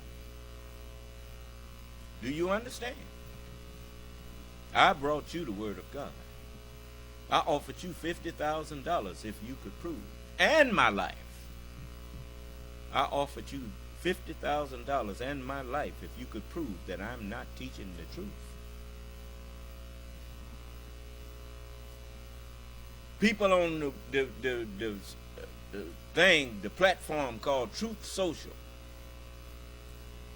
they couldn't stand to hear the President of the United States deliver the State of the Union because they couldn't call him a liar. Everything he was saying, they cut it off in the middle of it. Huh? Yeah. And if you ask them, why'd you cut it off? They can't say because he was lying. They wasn't saying nothing. They just cut it off. Was they saying anything? No, sir.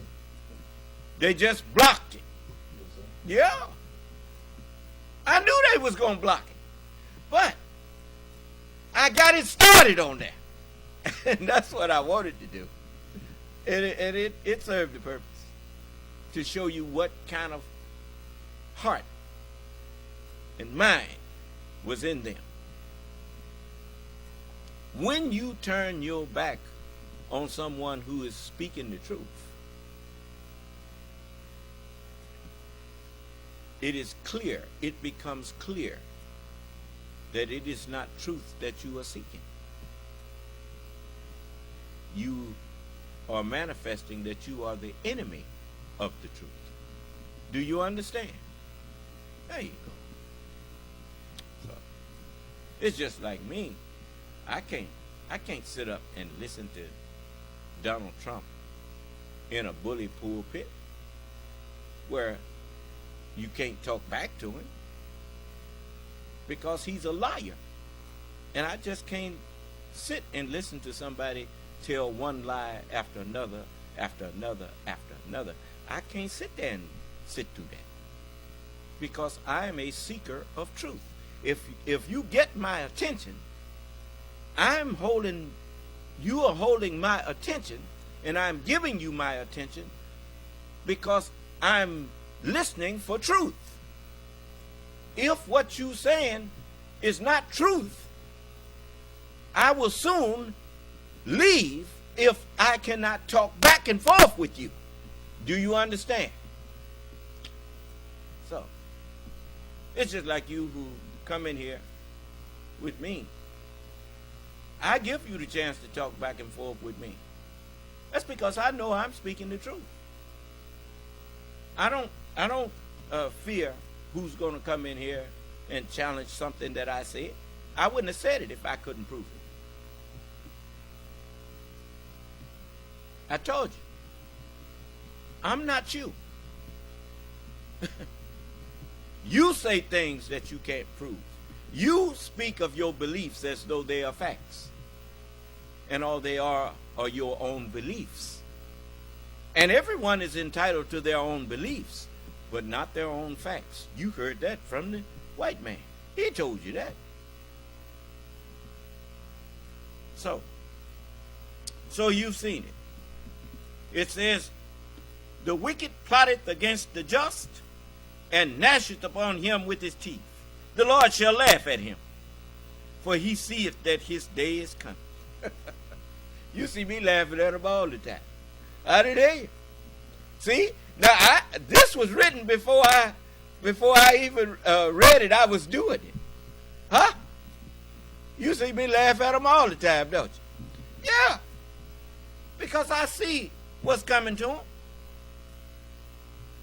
The wicked have drawn out the sword and have bent their bow to cast down the poor and needy, and to slay such as be of upright conversation. Their sword shall enter into their own heart, and their bows shall be broken. Well, that's the truth. Every spoken word that what did the book say? Every idle word that men shall speak. What happened to Donald Trump when he took out his sword and tried to stab E. Jean Carroll with it? It entered into his own bosom, didn't it? What happened to Fox News? They pulled out their spoken word and hurled it against Dominion. And what happened? And Dominion hurled it back at them, and it killed their lie, didn't it? Yes. You see the truth of this now? The word of God is not a lie. It is the truth. And it's now coming to pass. All right. So, it's after 10. And I'm going to let it go right there. So may Allah bless us and keep us safe. And again, I thank Allah for President Biden and his administration. And he told the women something that I remember telling you this myself. Look, you outnumber men in this country almost 5 to 1. If you don't like something that's going on, you can vote them fools out of office and vote people in there that will make sure that they respect your humanity, respect you as the other half of man, and not try to turn you into a slave. Now, you have it in your power to remove all of these people from office, including people on the Supreme Court that think they can take their personal view and alter the law. You can impeach senators. You can impeach Supreme Court justices. All you got to do is elect people to Congress that are willing to do that. And then you can put a court up there that's going to obey the Constitution and not try to misrepresent it. So it's in your power. I'm talking to the women. You ain't nobody's slave. Stop acting like a slave. God said man is the head of the woman, but God's idea of man, he said he made man in his own image. And if you want to know what the men are, he said, set your face for religion, being upright. If a man is not upright, he is not man.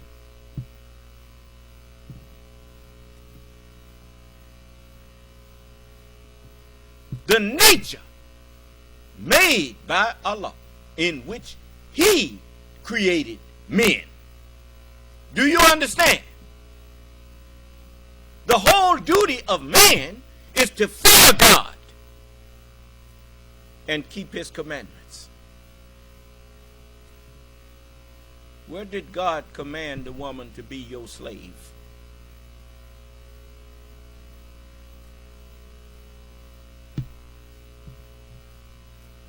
Call no man on earth master, for one is your master, and that's Christ. The messengers of God are the masters of the universe. They are the masters of humanity. That's why you were told to let the mind that was in them, let it be in you.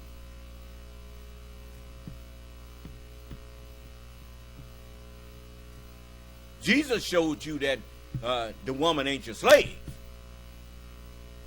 When they tried to murder the woman, Jesus said, well, woman, I don't accuse you either. Go, just don't do that no more. Huh?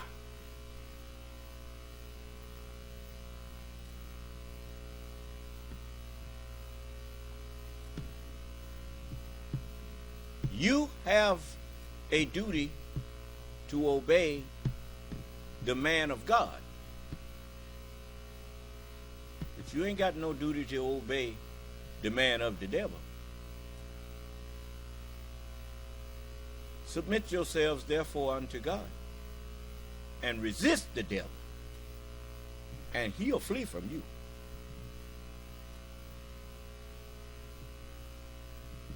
So any man that's worth his salt wouldn't even want a woman to have a baby for him that don't want to have that baby. He thinks more of himself than that. Do you understand? So you dealing with beasts here. Beasts force themselves on people that don't on somebody that don't want them. Huh?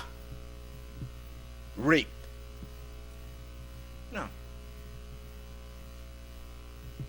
A man don't even want you to bring him a drink of water if you don't want to give it to him. Because man is made in the image of God. When Cain acted like he didn't want to give the sacrifice to God, God didn't accept it. No, keep it. No.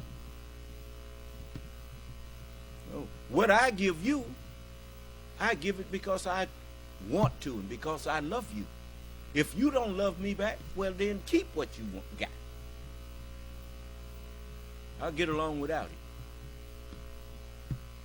It's not the gift. Everything belongs to me already. Except your free will. And if you ain't freely of your own free will giving me what you give me, keep it.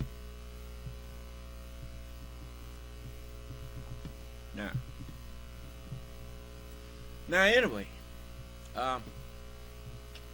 so I have daughters, I have sisters, and I had a mother.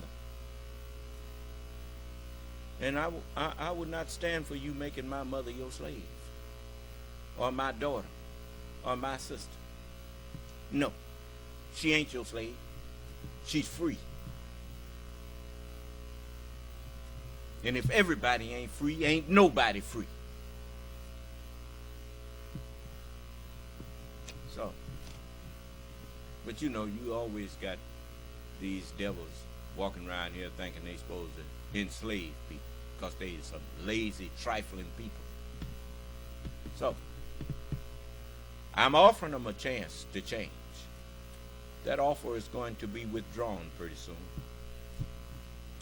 All right. But for now, as the book says, for all this, his anger is not turned away, but his hand is stretched out still. May Allah bless us, keep us safe and in our right minds. May Allah's Salam Alaikum.